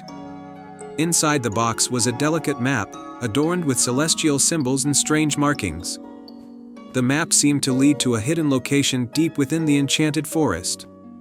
Determined to follow the map's guidance, Lila set out, accompanied by her loyal companion, a wise old owl named Orion. The enchanted forest was known for its magical creatures and mystical challenges. As Lila and Orion ventured deeper, they encountered their first challenge, a shimmering river guarded by a graceful water nymph. To cross this river, the nymph said, "You must answer my riddle. What has keys but cannot open locks, has space but no room, and you can enter but not go inside?" Lila pondered the riddle and then answered, "A piano." The water nymph smiled and waved her hand, creating a bridge of sparkling water for Lila and Orion to cross. They continued on their journey and soon arrived at a clearing where a majestic unicorn stood beside a hidden cave entrance. The unicorn, with eyes like pools of stardust, spoke softly, "To enter the cave, you must show bravery. Inside, you will find what you seek, but only if you face your deepest fear." With a deep breath, Lila entered the cave. Inside, the shadows danced and flickered, creating eerie shapes. Lila's heart raced, but she remembered her grandmother's words about courage being the light in the dark.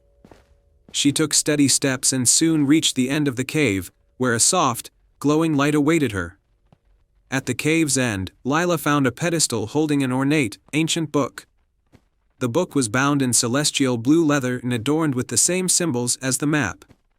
She carefully opened the book, revealing a series of ancient texts and illustrations. As she read, Lila discovered that the book contained the history of her family and the origin of the moonlit locket. The locket was a key to a hidden treasure, but more importantly, it was a symbol of her family's legacy of wisdom and kindness. The treasure was not gold or jewels, but the knowledge and values that had been passed down through the generations. With the book in hand, Lila returned to Fairhaven. She shared the story of her adventure with the villagers, revealing the true meaning of the moonlit locket.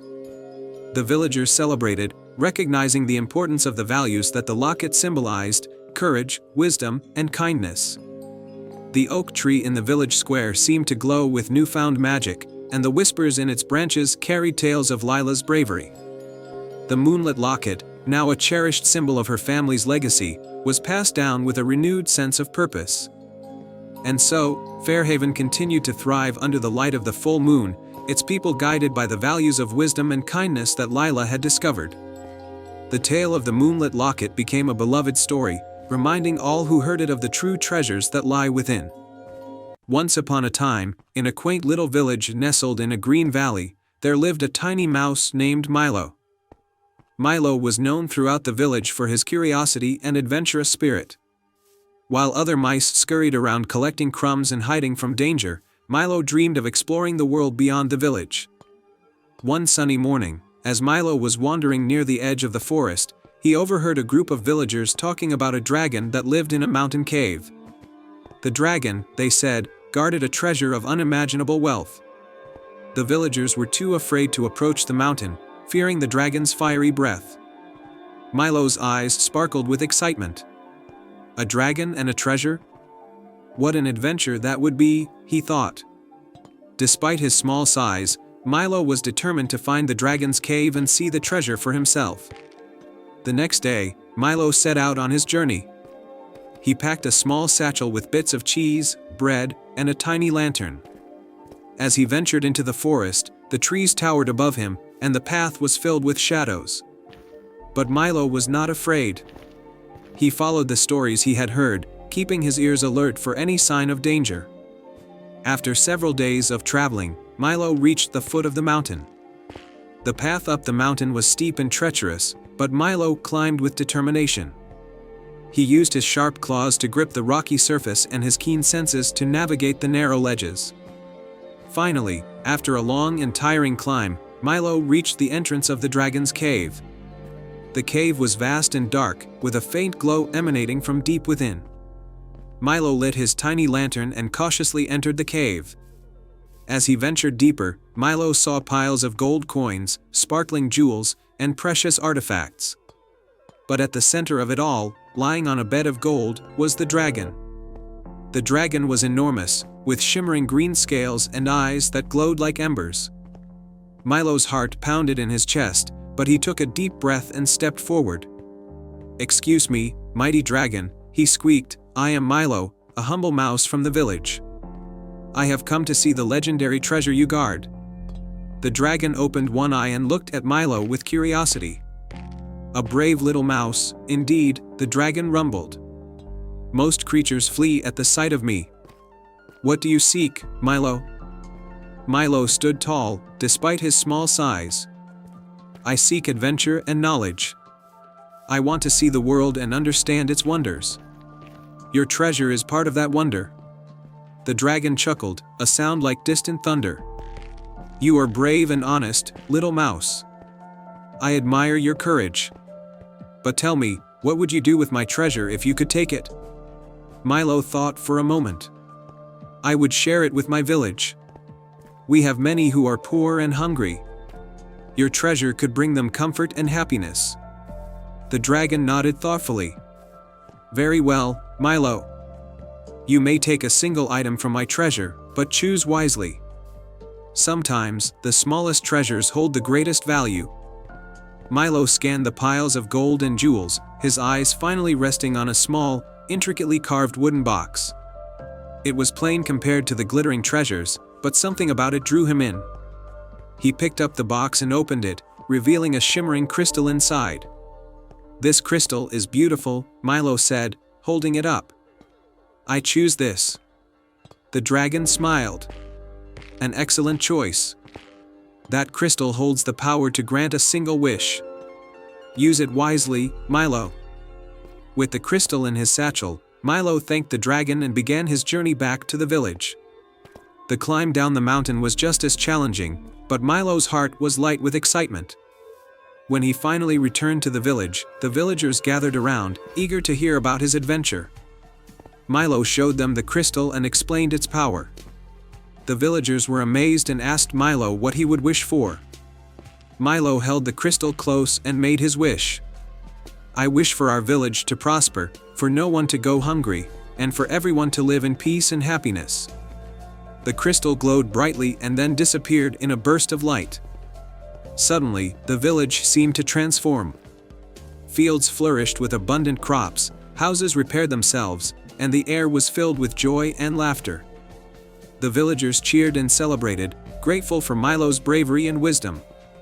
From that day on, the village thrived, and Milo was hailed as a hero. He continued to explore and have adventures, but he always remembered the lesson of the dragon's treasure, that the greatest wealth lies in helping others and sharing happiness.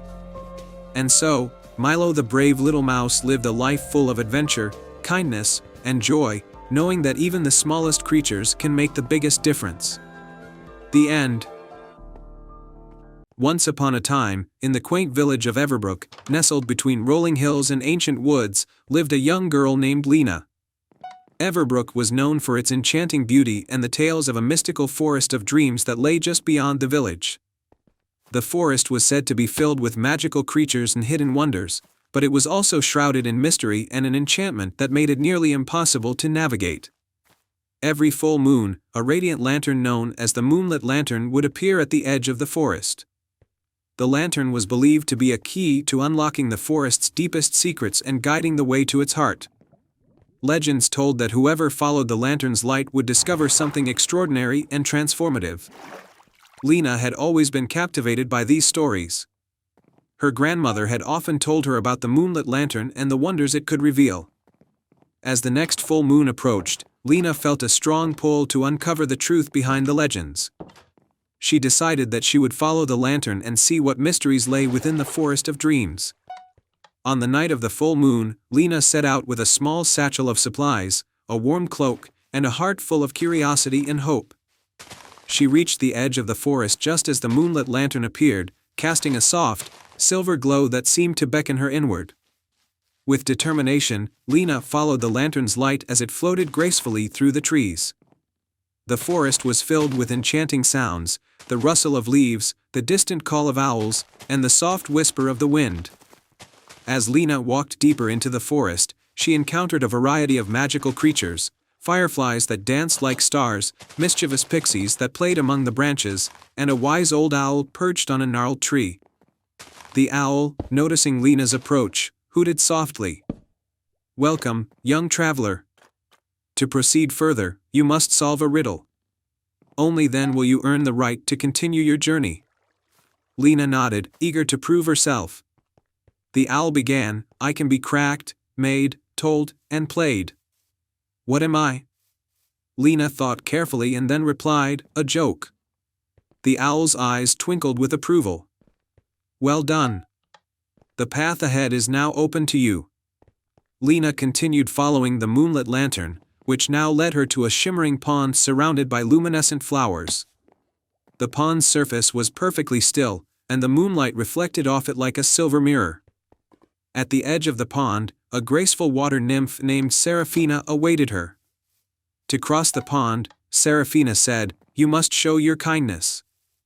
There is a small boat that will take you, but it is stuck on the other side of the pond. Help it return here, and I will grant you passage." Lena spotted the boat tangled in some reeds across the pond. She carefully waded through the shallow water, freeing the boat and guiding it back to Seraphina.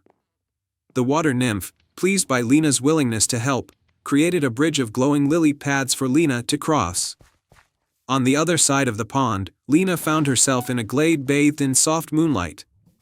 In the center of the glade stood an ancient stone archway, beyond which was a hidden grove. As Lena approached, a majestic stag with silver antlers emerged from the shadows. His name was Thorn, the guardian of the grove. To enter the grove, Thorn said, "You must show your courage. Inside the grove lies a great challenge. Face it with bravery, and you shall succeed." Lena entered the grove, where she found a grand, enchanted tree with a hollow trunk. Inside the hollow, she saw a swirling mist that took the shape of her greatest fears. Lena faced each fear with steadfast resolve, remembering the stories of her grandmother and the hope she had for discovering the forest's secrets. Her bravery and determination shone through, and the mist dissipated, revealing a hidden chamber within the tree. In the center of the chamber was an ornate chest, and beside it, the Moonlit Lantern hovered, its light glowing brighter than ever. Lena opened the chest to find a magnificent book bound in silver. As she touched the book, it began to glow with a soft, warm light, and its pages turned to reveal beautiful illustrations and stories of the Forest of Dreams. The book held the knowledge and wisdom of the forest, and it was a gift to those who ventured with a pure heart and a courageous spirit. With the moonlit lantern guiding her, Lena made her way back to Everbrook. The book's magic illuminated her path, and she shared the stories and wisdom with the villagers, enriching their lives and deepening their connection to the enchanting forest. The Forest of Dreams was no longer a place of mystery but a cherished part of Everbrook's heritage. Lena's bravery and curiosity had unlocked its secrets, and she became a beloved storyteller, sharing the wonders of the forest with all who wished to listen.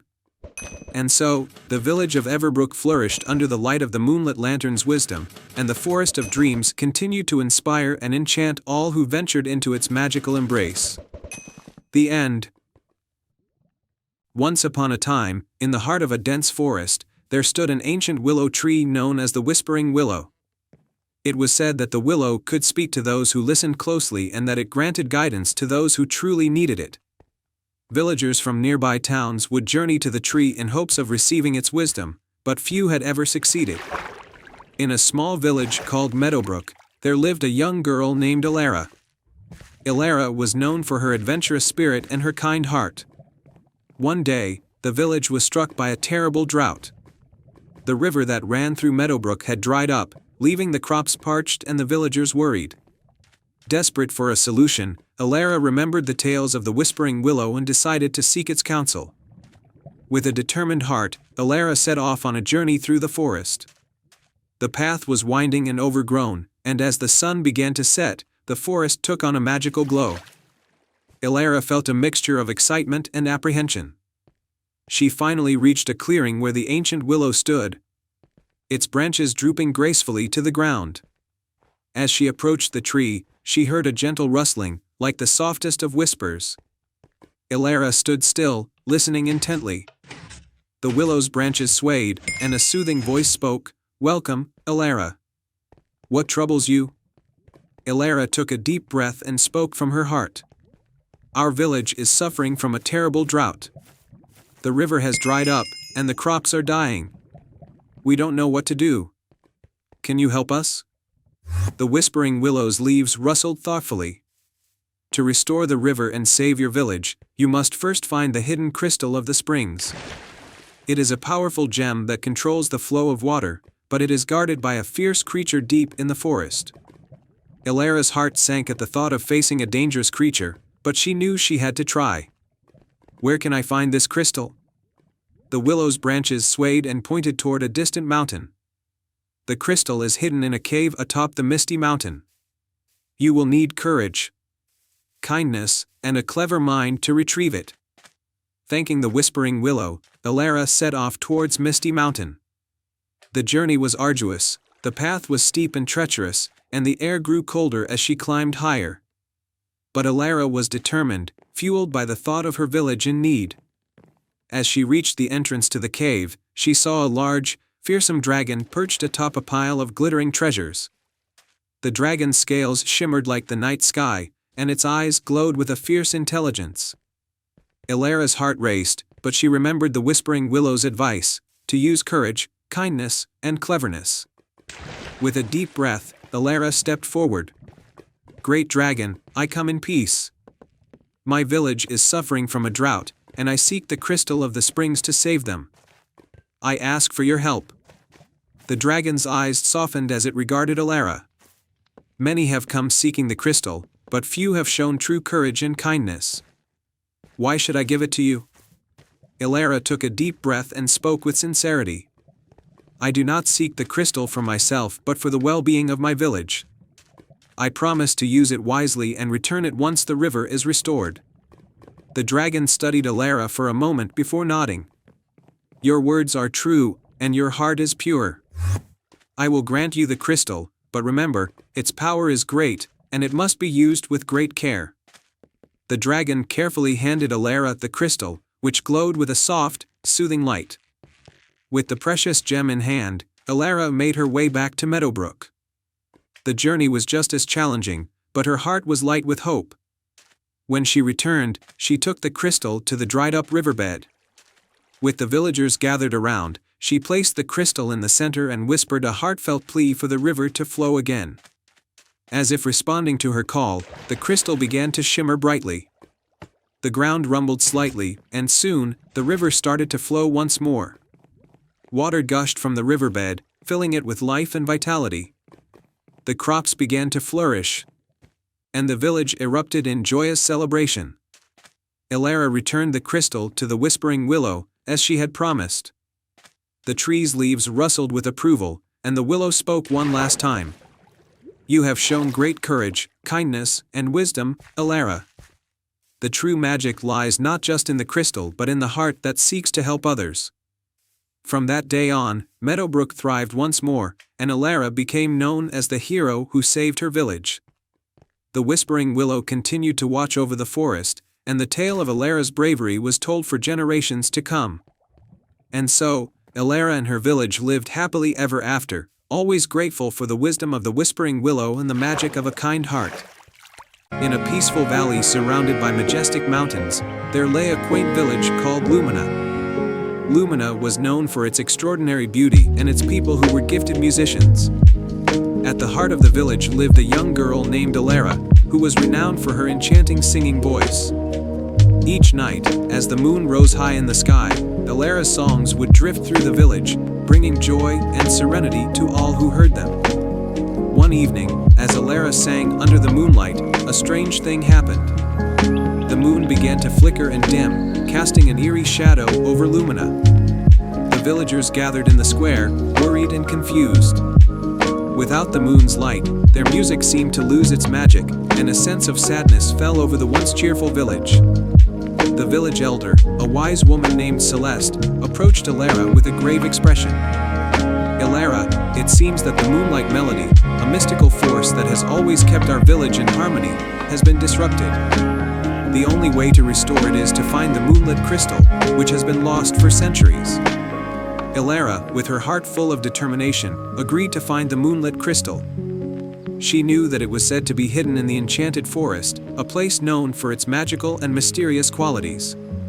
Armed with her courage and a small silver flute that had been passed down through generations, she set off on her quest, accompanied by her loyal companion, a wise old owl named Orion. The enchanted forest was a place of wonder, where trees seemed to whisper secrets and flowers glowed with a soft light. As Elara and Orion ventured deeper into the forest, they encountered a mischievous sprite named Willow, who offered to guide them, but only if they could solve a riddle.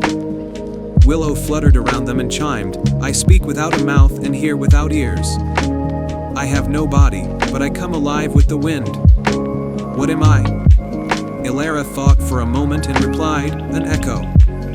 Pleased with the answer, Willow agreed to lead them to the next part of their journey.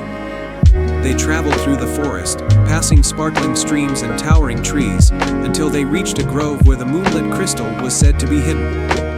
The moonlit grove in the center of the grove stood a magnificent tree with branches that seemed to touch the sky. At its base was a large, ancient stone with intricate carvings.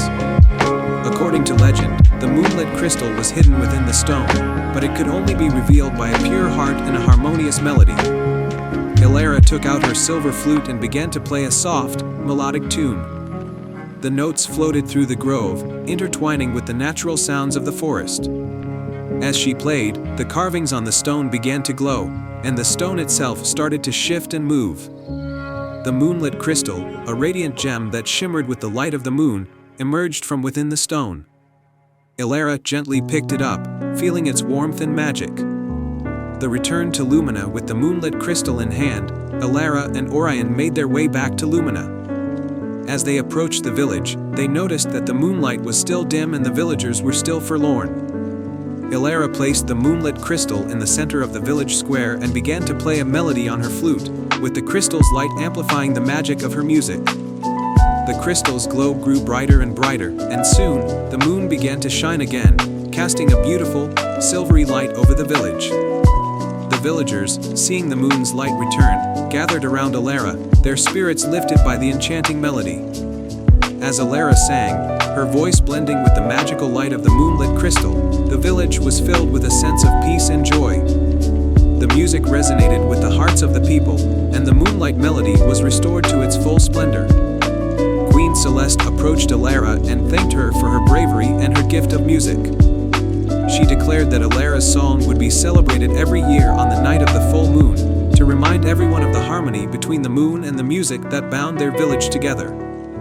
A lasting legacy. Elara continued to sing and play her flute, her melodies bringing joy and light to Lumina. The moonlit crystal was placed in a special alcove in the village square, where its light would always remind the villagers of the importance of harmony, both in music and in life. And so, under the moon's gentle glow and the magical music of Elara, the village of Lumina thrived once more. The moonlight shone brightly, and the melodies of the villagers filled the valley with happiness and peace. Elara's tale became a cherished story passed down through generations, a testament to the power of music, bravery, and the enduring magic of the moon. The end. Once upon a time, in a land where the sky was always painted in hues of twilight, there was a hidden kingdom called Lunaria. Lunaria was a wondrous place, where the moon's light bathed the land in a silvery glow, and every night was filled with gentle luminescence. The kingdom was ruled by Queen Selene, a wise and kind ruler who was known for her beauty and her deep connection with the moon. In the heart of Lunaria stood the moonlit palace, an elegant castle made of moonstone and silver, where the queen lived with her daughter, Princess Lyra.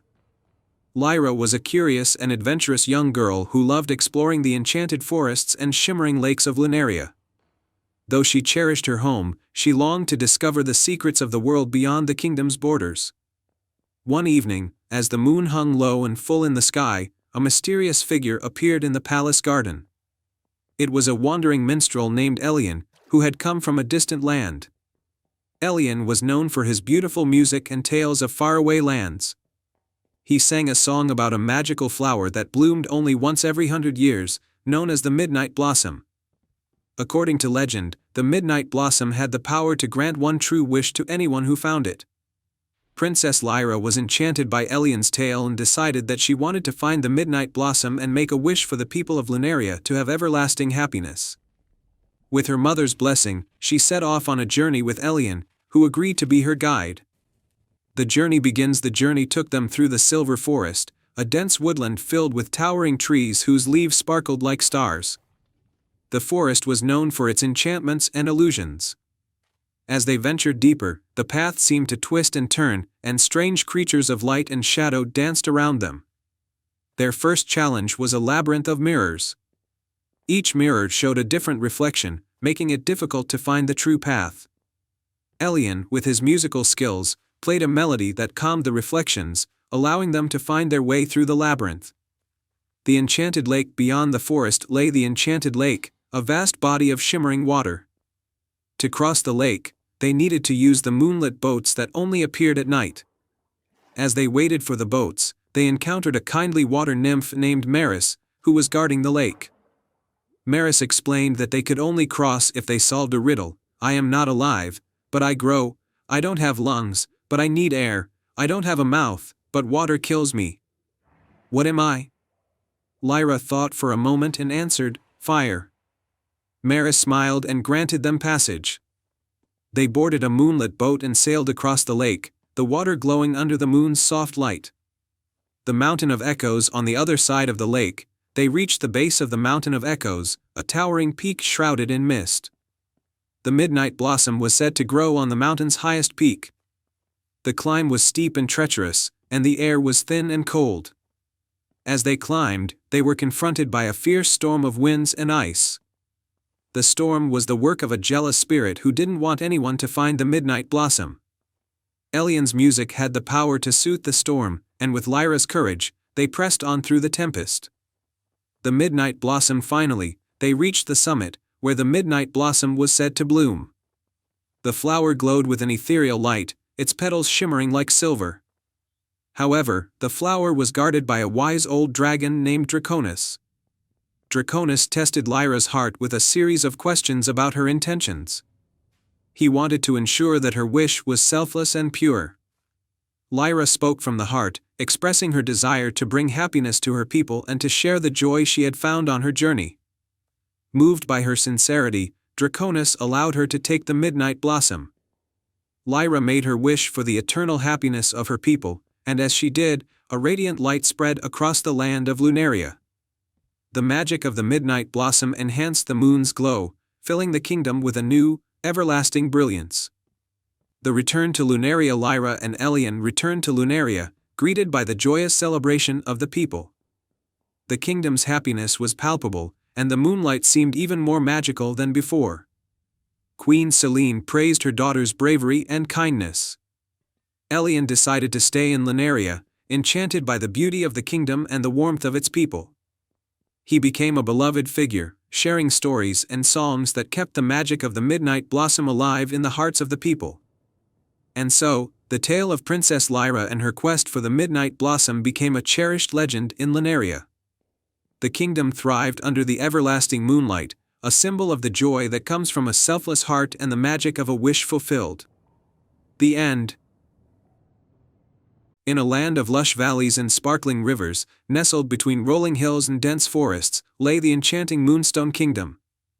This kingdom was unique, not only because of its natural beauty but also because of the mystical moonstone, a gem said to hold the power of the moon and stars. The moonstone was housed in a grand palace, where the kind-hearted Queen Seraphina ruled with wisdom and grace.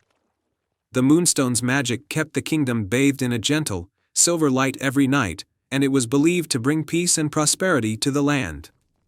One day, as the kingdom prepared for the annual moon festival, a celebration of the moonstone's magic, a dark cloud appeared on the horizon.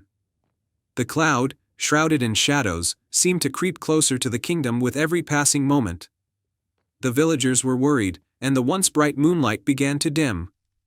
Queen Seraphina, concerned for her kingdom, summoned her most trusted advisor, Sir Cedric, a brave knight known for his valor and loyalty. "Sir Cedric," the queen said, "the moonstone's light is fading, and this ominous cloud threatens our land. I fear the moonstone's magic may be in danger. We must find out what is causing this darkness." Sir Cedric nodded, determined to protect the kingdom. "I will seek out the source of this dark cloud and restore the moonstone's light. I will need a guide, someone who knows the hidden paths of the forest." The queen agreed and introduced Cedric to Alara, a young and clever village girl who had a deep connection with the forest and its secrets. Alara was both excited and honored to help. The two set off on their quest, leaving the Moonstone Palace behind. They ventured into the forest, where the trees whispered ancient secrets and the paths twisted and turned in unexpected ways. As they journeyed deeper, they encountered various magical creatures who spoke of a dark sorcerer named Malachar, who sought to steal the Moonstone's magic for his own sinister purposes. The first clue they discovered was a series of shimmering, silver footprints leading them to a hidden grove. In the center of the grove stood an ancient stone archway covered in ivy. As Cedric and Alara approached, the archway began to glow with a soft, moonlit light. "This must be a clue," Alara said, examining the archway. "It seems to be pointing us towards the heart of the forest." Following the archway's guidance, Cedric and Alara continued their journey until they reached a serene, moonlit lake. At the edge of the lake was a small boat, and beside it was an old parchment with a riddle: "On the waters where moonlight gleams, find the path that leads to dreams. Where shadows fall and silence reigns, the answer lies where magic wanes." They carefully boarded the boat and rowed across the moonlit lake. As they reached the far side, they discovered a hidden cave entrance covered in dark vines. Inside the cave, they found a magical lantern that seemed to pulse with a faint, silver light. Alara took the lantern and noticed a hidden compartment containing another parchment. This one read, "Seek the tower where night and day meet, and confront the darkness you will defeat." Cedric and Alara ventured further until they found an ancient, abandoned tower on the edge of the forest. The tower was shrouded in darkness and seemed to be the source of the ominous cloud. They climbed the spiraling staircase and reached the top, where they saw Malachar standing before the moonstone, preparing to cast a dark spell. Malachar, clad in a cloak of shadows, looked surprised but menacing. "You dare to challenge me?" he sneered. The Moonstone's power will be mine. Cedric stepped forward, brandishing his sword. Not if we have anything to say about it. Elara, holding the magical lantern, stepped to the front. The lantern's light began to shine more brightly, and she spoke with confidence. The Moonstone's magic belongs to the kingdom and its people. We won't let you steal it. Malachar unleashed a wave of dark magic towards them, but the lantern's light created a barrier that protected Cedric and Elara. They realized that the lantern's light was strong enough to counteract Malachar's dark spell. As Malachar continued to attack, Cedric and Elara combined their efforts. Cedric's bravery and Elara's quick thinking proved to be a powerful combination. With one final, brilliant burst of light from the lantern, Malachar was overwhelmed and his dark magic was dispelled. He was cast out of the tower and vanished into the shadows. With the sorcerer defeated, the Moonstone's light began to shine brightly once more. The dark cloud dissipated, and the kingdom was bathed in its gentle, silver glow. Cedric and Elara returned to the Moonstone Palace as heroes. Queen Seraphina greeted them with immense gratitude. You have saved the Moonstone and our kingdom.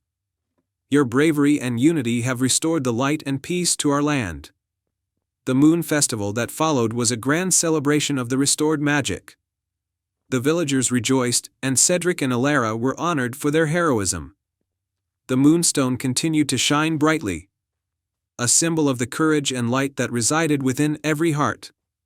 And so, the tale of Cedric and Elara became a beloved legend in the Moonstone Kingdom, reminding everyone that even in the darkest times, light and bravery could prevail.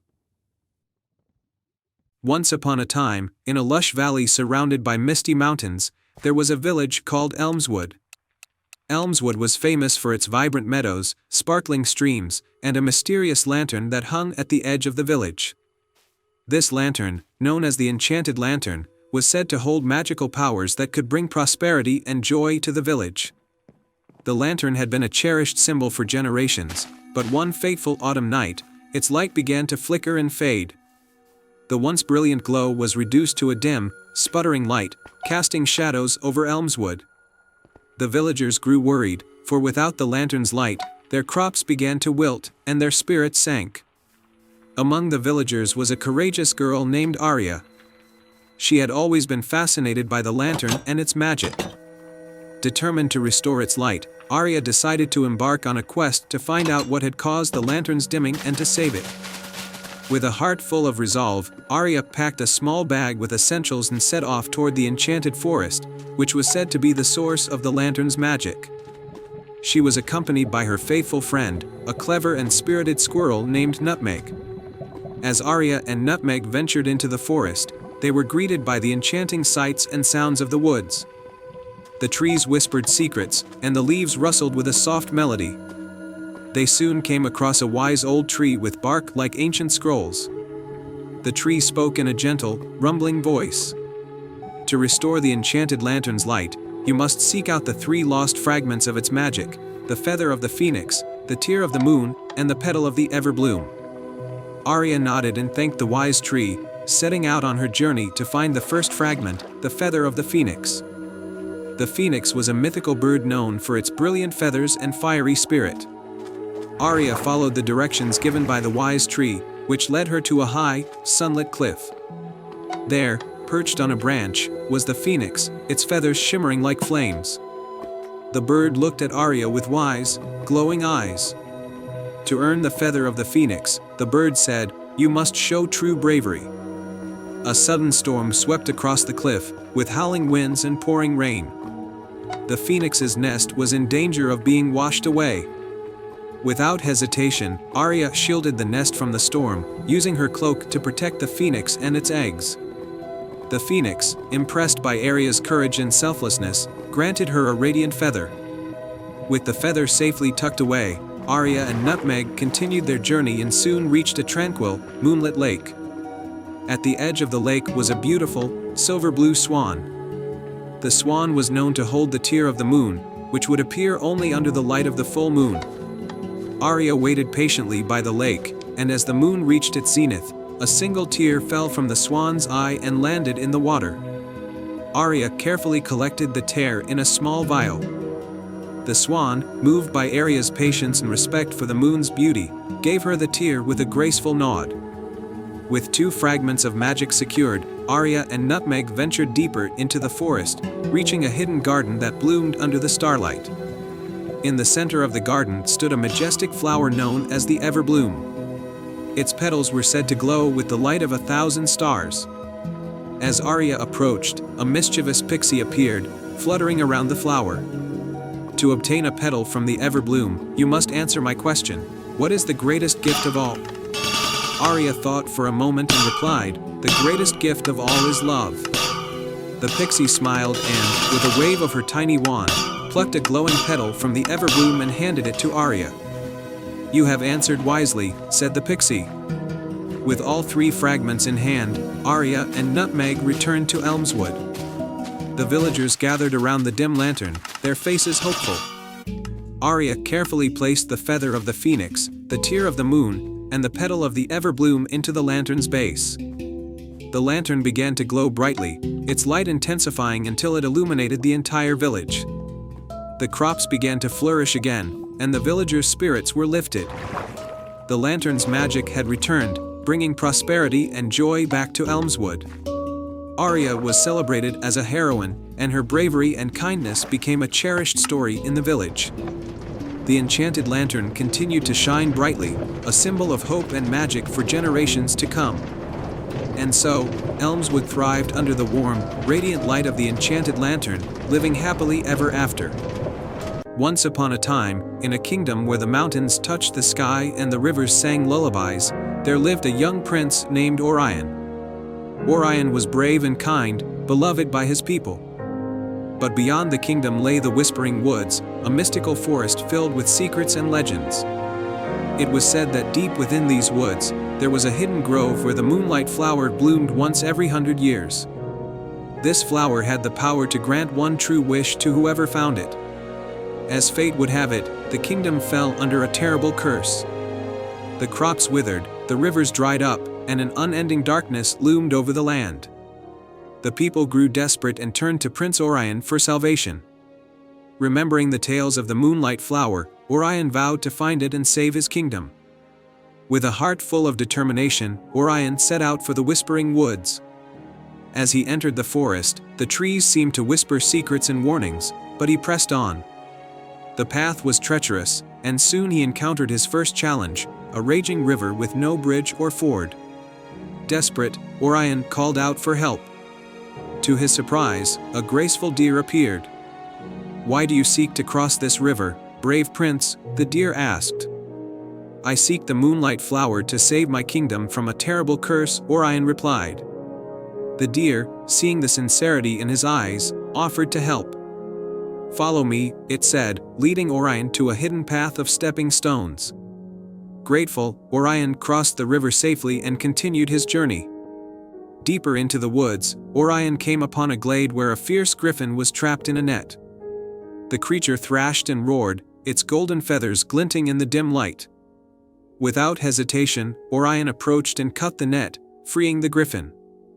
"Why did you free me, human?" the griffin asked, its voice a blend of curiosity and gratitude. "Because no creature deserves to be trapped," Orion replied. "I seek the moonlight flower to lift a curse from my kingdom."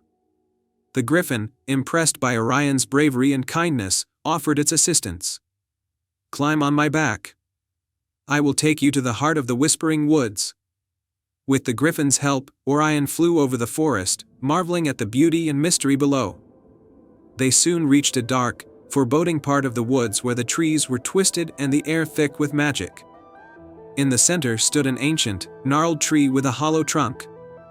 "This is where your final challenge lies," the griffin said. "Inside the tree, you must face your greatest fear." Orion took a deep breath and stepped into the hollow tree. Inside, he was engulfed in darkness, and the whispers of the forest grew louder, turning into taunts and jeers. Shadows formed around him, embodying his deepest fears and doubts. But Orion remembered his purpose and the people he loved. With courage in his heart, he faced the shadows and they dissipated, revealing a hidden passage. At the end of the passage, Orion emerged into a breathtaking grove bathed in silvery moonlight. In the center of the grove bloomed the moonlight flower, its petals shimmering like stars. Overwhelmed with awe, Orion approached the flower and plucked it gently. As he did, the grove filled with a radiant light, and a soothing voice echoed, "You have shown bravery, kindness, and a pure heart. Your wish shall be granted." With the flower in hand, Orion wished for his kingdom to be freed from the curse. Instantly, he was transported back to his kingdom, where the sun was shining, the rivers flowing, and the fields lush with crops. The curse was lifted, and the people rejoiced. Prince Orion's journey became a legend, a tale of courage and kindness that was told for generations. The Whispering Woods remained a place of mystery, but also of hope and magic. And every 100 years, the moonlight flower would bloom again, waiting for another pure-hearted soul to find it. And they lived happily ever after. The end. Once upon a time, in the peaceful village of Brookside, there lived a humble fisherman named Finn. Finn was known for his kind heart and unwavering determination. He lived with his mother in a small cottage by the river. Every day, Finn would go out on his small boat, hoping to catch enough fish to support them both. One year, a terrible drought struck Brookside. The river dried up, and fish became scarce. The villagers struggled to find food, and Finn worried for his mother and the people of his village. He decided to venture beyond the river and seek out the legendary Enchanted Lake, where it was said that fish were plentiful and magical creatures resided. Finn set off early one morning, guided by the stories he had heard as a child. He traveled through dense forests, crossed rocky mountains, and finally, after days of arduous journey, he reached the Enchanted Lake. The lake was surrounded by lush greenery, and its waters sparkled like diamonds under the sun. As Finn approached the lake, he was greeted by a gentle, melodious voice. It was the voice of the lake's guardian, a beautiful water nymph named Alara. "Welcome, brave fisherman," Alara said. "Why have you come to the Enchanted Lake?" Finn explained the plight of his village and his hope to bring back enough fish to feed his people. Alara listened with empathy and nodded. "Your heart is pure, and your intentions are noble. I will help you. But first, you must prove your courage and kindness." Alara set 3 challenges for Finn. The first challenge was to catch a fish from the deepest part of the lake. Alara warned Finn that the depths were home to many mystical creatures. With determination, Finn set out on his boat and cast his net into the deepest waters. After a long struggle, he managed to catch a shimmering, golden fish. He released it back into the lake, showing respect for its beauty. For the second challenge, Alara asked Finn to find and return a lost pearl that had fallen into the lake's depths. Finn dived into the water and swam deep, encountering various magical creatures. He finally found the pearl, guarded by a giant turtle. Finn spoke gently to the turtle, explaining his quest. Moved by Finn's sincerity, the turtle gave him the pearl. Impressed by Finn's bravery and kindness, Alara granted him a magical net that would always provide enough fish for his village. She also blessed him with the ability to communicate with the creatures of the lake, ensuring he could seek their help in times of need. Finn thanked Alara and promised to use the magic wisely. He filled his boat with fish and began his journey back to Brookside. Along the way, he shared some of the fish with people he met, spreading hope and kindness. When Finn returned to his village, the people were overjoyed. The river was still dry, but Finn's boat was filled with enough fish to feed everyone. The villagers celebrated and thanked Finn for his bravery and selflessness. Using the magical net, Finn continued to provide for his village, ensuring that no one went hungry. He taught the villagers how to respect and care for nature. Just as he had learned from Alara, the village of Brookside flourished once again, and Finn's story became a legend. Years passed, and Finn grew old. He often visited the Enchanted Lake to see Alara and thank her for her guidance. He shared his wisdom with the younger generation, teaching them about courage, kindness, and the importance of living in harmony with nature. The tale of Finn and the Enchanted Lake was passed down through generations. It reminded the people of Brookside that true bravery comes from the heart and that kindness and respect for nature bring lasting prosperity. The enchanted lake remained a place of magic and wonder, protected by Alara and the creatures who lived there. And so, the bond between the villagers and the magical world endured, a testament to the power of compassion and the enduring spirit of a brave fisherman named Finn. Once upon a time, in the kingdom of Eldoria, there was a small village named Larkspur. Nestled between rolling hills and lush forests, Larkspur was a peaceful place where the villagers lived in harmony with nature. In this village lived a young girl named Arya, who had a special gift: she could talk to birds. Arya lived with her grandfather, a wise old man named Cedric. He often told her stories about the legendary phoenix, a magnificent bird with feathers of gold and crimson, whose song could heal the sick and bring joy to the saddest of hearts. The phoenix was said to live on the highest peak of the Misty Mountains, far beyond the reach of ordinary folk. One day, a terrible illness swept through Larkspur, leaving many villagers weak and bedridden. Even Cedric fell ill, and Arya was heartbroken to see her beloved grandfather suffer. She remembered the stories of the phoenix and its healing song and decided that she would find the mythical bird to save her village and her grandfather. With a heart full of determination, Arya set off on her journey.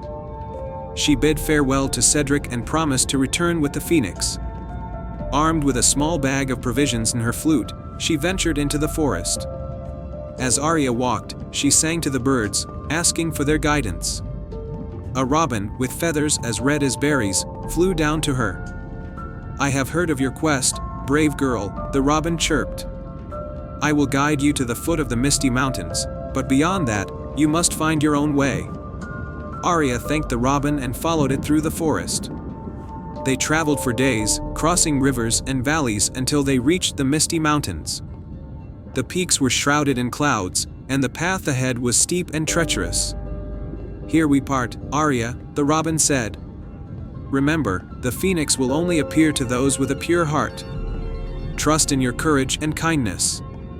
Arya nodded and began her ascent. The climb was difficult, and the air grew colder and thinner with each step. She encountered fierce winds and icy paths but pressed on, driven by her love for her grandfather and her village. One evening, as she rested in a small cave, Arya played her flute. The haunting melody echoed through the mountains, reaching the ears of a majestic eagle. The eagle, with feathers like the night sky, flew down to her. "I have heard your song, and I know of your quest," the eagle said. "Climb upon my back, and I will take you to the phoenix." With gratitude, Arya climbed onto the eagle's back. They soared high above the mountains, through clouds and over snowy peaks, until they reached a hidden valley where the phoenix resided. The valley was bathed in golden light, and in the center stood the phoenix, its feathers glowing like the sun. The phoenix turned its wise eyes upon Arya. "Why have you come, child?" it asked, its voice like a melodious song. "I seek your help to save my village and my grandfather from a terrible illness," Arya replied, her voice steady despite her awe. The phoenix nodded. "You have shown great courage and selflessness. I will grant you a feather from my wing.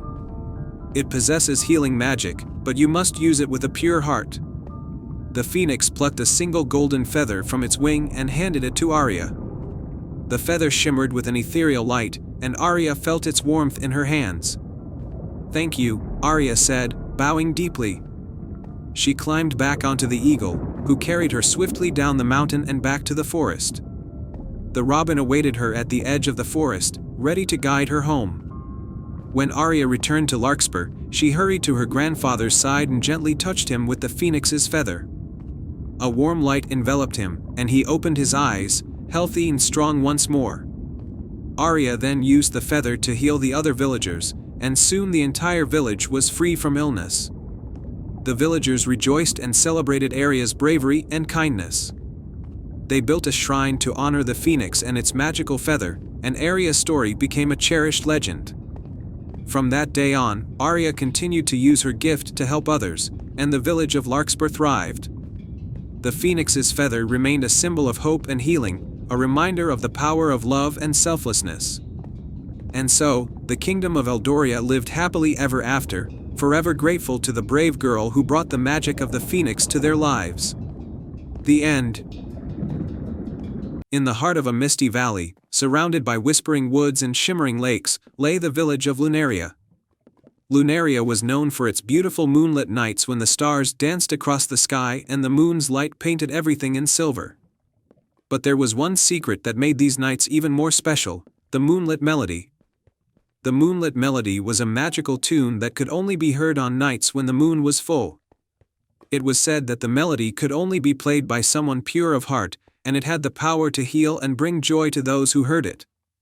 For many years, the villagers spoke of the melody, but no one had ever seen who played it. One evening, a kind-hearted young girl named Elara moved to Lunaria with her grandmother. Elara loved the village and was fascinated by the tales of the moonlit melody. Her grandmother often told her stories about how the melody could make flowers bloom in winter and bring peace to troubled hearts. On her first full moon night in Lunaria, Elara went outside to listen for the melody. As the moon rose high and the stars sparkled brightly, she heard a soft, enchanting tune drifting through the air. It was the moonlit melody. Elara followed the sound, her heart pounding with excitement. The melody led her to the edge of the village and into the dense woods. There, she found a hidden glade bathed in moonlight. In the center of the glade stood a magnificent, silver harp, its strings shimmering under the moon's glow. Sitting gracefully beside the harp was a mysterious figure cloaked in shimmering robes. The figure played the harp with delicate fingers, and the music was even more beautiful up close. Elara was mesmerized.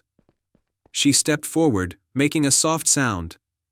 The figure looked up and smiled kindly. "Who are you?" Elara asked, her voice full of wonder. "I am Lyra, the guardian of the moonlit melody," the figure replied. "I play this melody to bring joy and healing to the world. It has been my duty for many centuries." Elara's eyes widened. "Can you teach me to play the moonlit melody? I want to help others, just like you." Lyra's eyes twinkled. "The melody can only be played by those with a pure heart. If you wish to learn, you must first prove your kindness." Lyra explained that there was a magical challenge Elara needed to complete. She must help 3 people in need before the moon set. Each person would present her with a challenge, and only by solving these challenges with compassion could she earn the right to learn the melody. Elara agreed and set off on her quest. Her first stop was an elderly woman who had lost her way in the forest. Elara guided her back to her cozy cottage, sharing warm tea and stories. The woman, grateful and comforted, gave Elara a small, glowing feather as a token of thanks. Next, Elara found a wounded deer lying by the stream. She gently tended to its injuries, using her scarf to bandage its leg. The deer, now able to walk again, nudged Elara with its head and gave her a shimmering leaf as a sign of its gratitude. Finally, Elara came across a young boy sitting alone by the river, looking sad. He had lost his favorite toy boat in the river. Elara searched the water and, with a little effort, retrieved the boat. The boy's face lit up with joy, and he hugged Elara tightly, handing her a tiny, sparkling stone. With the 3 tokens, feather, leaf, and stone, Elara returned to the glade. Lyra smiled and accepted the gifts. "You have shown great kindness and compassion. You are now worthy to learn the moonlit melody." Lyra taught Elara how to play the harp and the melody that had enchanted the village for so long. Under Lyra's guidance, Elara played the harp, and the melody filled the night with a deeper magic, one of hope and healing. As the moon began to set, Lyra blessed Elara and disappeared into the mist. From then on, Elara played the moonlit melody on every full moon night, spreading joy and healing throughout Lunaria and beyond. The village of Lunaria thrived with the magic of the melody. The moonlit nights became even more magical, and the tale of Elara's kindness and the moonlit melody was passed down through generations. And so, the secret of the moonlit melody continued, cherished by all who heard it, and Elara's story became a timeless legend of the power of kindness and the magic of the moon. Once upon a time, in a land where the skies were always bright and the trees always green, there was a hidden forest known as the Forest of the Forgotten. This magical forest was filled with trees that held the memories of those who had wandered through its woods long ago. The forest was said to be enchanted, and its magic was both wondrous and mysterious. In a cozy cottage at the edge of the village of Larkspur lived a young girl named Elara. Elara was known throughout the village for her curiosity and kindness. Her parents had passed away when she was very young, and she lived with her wise grandmother, who often told her stories about the magical forest of the Forgotten. One evening, Elara's grandmother told her about a special tree in the forest, the Tree of Wishes. This ancient tree was said to grant one true wish to someone who had a pure heart and selfless intentions. The tree's magic could only be unlocked by someone who truly needed help, and Elara decided she wanted to find it. Early one morning, with a basket of supplies and a heart full of hope, Elara set off on her adventure into the forest of the Forgotten. The forest was filled with a symphony of sounds, birds chirping, leaves rustling, and the gentle murmur of a hidden brook. The deeper Elara ventured, the more the forest seemed alive with secrets. As Elara walked, she noticed the trees seemed to watch her with their wise, old eyes. She felt a bit nervous but pressed on, remembering her grandmother's stories. After a few hours of wandering, Elara came upon a small clearing with a shimmering stream flowing through it. At the center of the clearing was a beautiful, golden tree with leaves that glowed softly. Elara approached the tree with awe and gently touched its bark. "I've come seeking the Tree of Wishes," she said softly. "I need help for my village, which has been suffering from a terrible drought. If you can help us, would be forever grateful." The Tree of Wishes responded with a warm, golden light. Its leaves rustled as if whispering secrets, and a gentle breeze carried the sound of a soothing voice. "Your heart is pure, Elara," the tree spoke. "The village has suffered, and your kindness and courage have brought you here. I will grant your wish, but first, you must complete a task." Elara listened intently as the Tree of Wishes explained the task. She had to retrieve a magical crystal hidden deep within the forest, guarded by a fierce dragon. This crystal had the power to summon rain and end the drought. Though frightened, Elara was determined to help her village. With the tree's guidance, Elara ventured further into the forest, following a path marked by glowing mushrooms. She reached a dark cave where the dragon was said to live. Gathering her courage, she entered the cave and found the dragon, an enormous, shimmering creature with scales like jewels. The dragon looked at Elara with curious eyes. "Why have you come here, little one?" it rumbled. "I need the crystal to help my village," Elara said bravely. "We're suffering from a drought, and I must bring it back to save them." The dragon studied her carefully and then nodded. "Many have come seeking the crystal, but you are the first to show such bravery and kindness. The crystal is yours, but remember, it is a powerful gift. Use it wisely." With a respectful bow, Elara took the crystal and thanked the dragon. She made her way back to the Tree of Wishes, where the tree used its magic to combine the crystal's power with its own. A gentle rain began to fall, soaking the thirsty ground and bringing relief to the land. Elara returned to her village, where everyone rejoiced at the sight of the rain. The crops began to grow, and the village flourished once more. Elara was celebrated as a hero, but she humbly shared that the true magic had come from the heart of the forest and the kindness she had shown.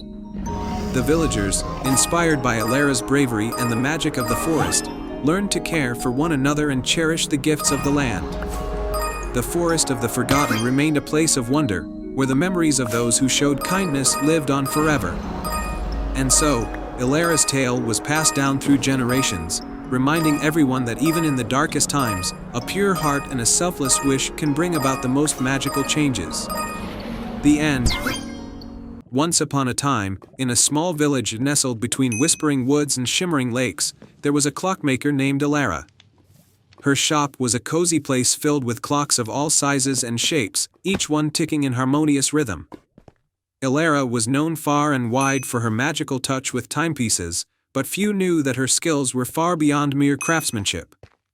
One crisp autumn morning, as golden leaves danced in the breeze, a stranger in a shimmering cloak entered Elara's shop. His eyes sparkled with a curious blend of wisdom and mischief. "Greetings, clockmaker," he said, his voice smooth like silk. "I have heard of your remarkable talent. I need your help with a special request." Elara looked up from her workbench, intrigued. What kind of request? The stranger placed an old, dusty pocket watch on the counter. It was ornate, with intricate engravings of stars and moons, but it had long since stopped ticking. This watch belongs to a dear friend of mine, he explained. It holds a secret that needs to be unlocked. I believe you are the only one who can do it. Elara examined the watch closely. The more she looked, the more she felt a strange sense of familiarity. I'll do my best, she said, and the stranger nodded, disappearing as mysteriously as he had arrived. As Elara worked through the day and into the night, she discovered that the pocket watch was not an ordinary timepiece. It had hidden mechanisms that seemed almost alive, responding to her touch in unexpected ways. The watch held a hidden compartment that contained a small, ancient key. The next morning, Elara used the key to unlock a tiny drawer hidden behind a panel in the shop's wall. Inside, she found a map with a trail leading deep into the Whispering Woods. The map was old and faded, but the path was marked with strange symbols and golden stars. Curiosity sparked, Elara decided to follow the map. She packed a small bag with essentials and set off on her adventure. The Whispering Woods were known for their magical aura, where trees whispered secrets and shadows danced in the moonlight. Guided by the map, Elara ventured deeper into the forest, her heart racing with excitement and a hint of fear. After a few hours of walking, she arrived at a clearing bathed in the soft glow of twilight. In the center of the clearing stood an ancient oak tree with a hollow trunk. The map indicated that this was the destination. Elara approached the tree and noticed that the watch fit perfectly into a small indentation in the trunk. As she placed the watch inside, the tree's bark began to glow, revealing a hidden door. She pushed the door open and found a spiral staircase leading down into a hidden chamber. The chamber was filled with shimmering light and the soft hum of magic. At its center stood a pedestal with a magnificent clock, its hands frozen at midnight. Around the clock were 4 golden orbs, each representing a different element: earth, air, fire, and water. As Elara approached the clock, she felt a gentle pull, guiding her to place the pocket watch in the center of the pedestal. The moment she did, the clock began to tick again, its hands moving slowly but steadily. The orbs floated above the clock, each one glowing brightly and casting a rainbow of colors around the room. Suddenly, the air filled with a soothing melody, and a figure emerged from the shadows, a beautiful spirit with flowing robes and a serene smile. She was the guardian of time, bound to protect the balance of the magical world. "Thank you, brave clockmaker," the spirit said. "You have restored the heart of time. This clock is not just a timepiece, it is a beacon of harmony that keeps the world in balance. By repairing it, you have ensured that time flows smoothly and the magic remains alive." Elara felt a sense of awe and accomplishment. "But why me? Why did the watch choose me?" The spirit smiled gently. "Your kindness, skill, and courage have shown that you are worthy. The watch was a test of your spirit, and you have proven yourself." With that, the spirit waved her hand, and Elara found herself back in her shop, the pocket watch now ticking steadily on the counter. The mysterious stranger returned, his eyes twinkling with gratitude. "You have done well," he said. "The watch is now a symbol of the balance you have restored. Thank you for your bravery." Elara smiled as the stranger disappeared once more. The village continued to flourish, and Elara's shop remained a place of wonder, where time was cherished and magic thrived. And so, Elara lived happily, knowing that she had played a vital role in the enchanted world, where time and magic intertwined in perfect harmony. The end.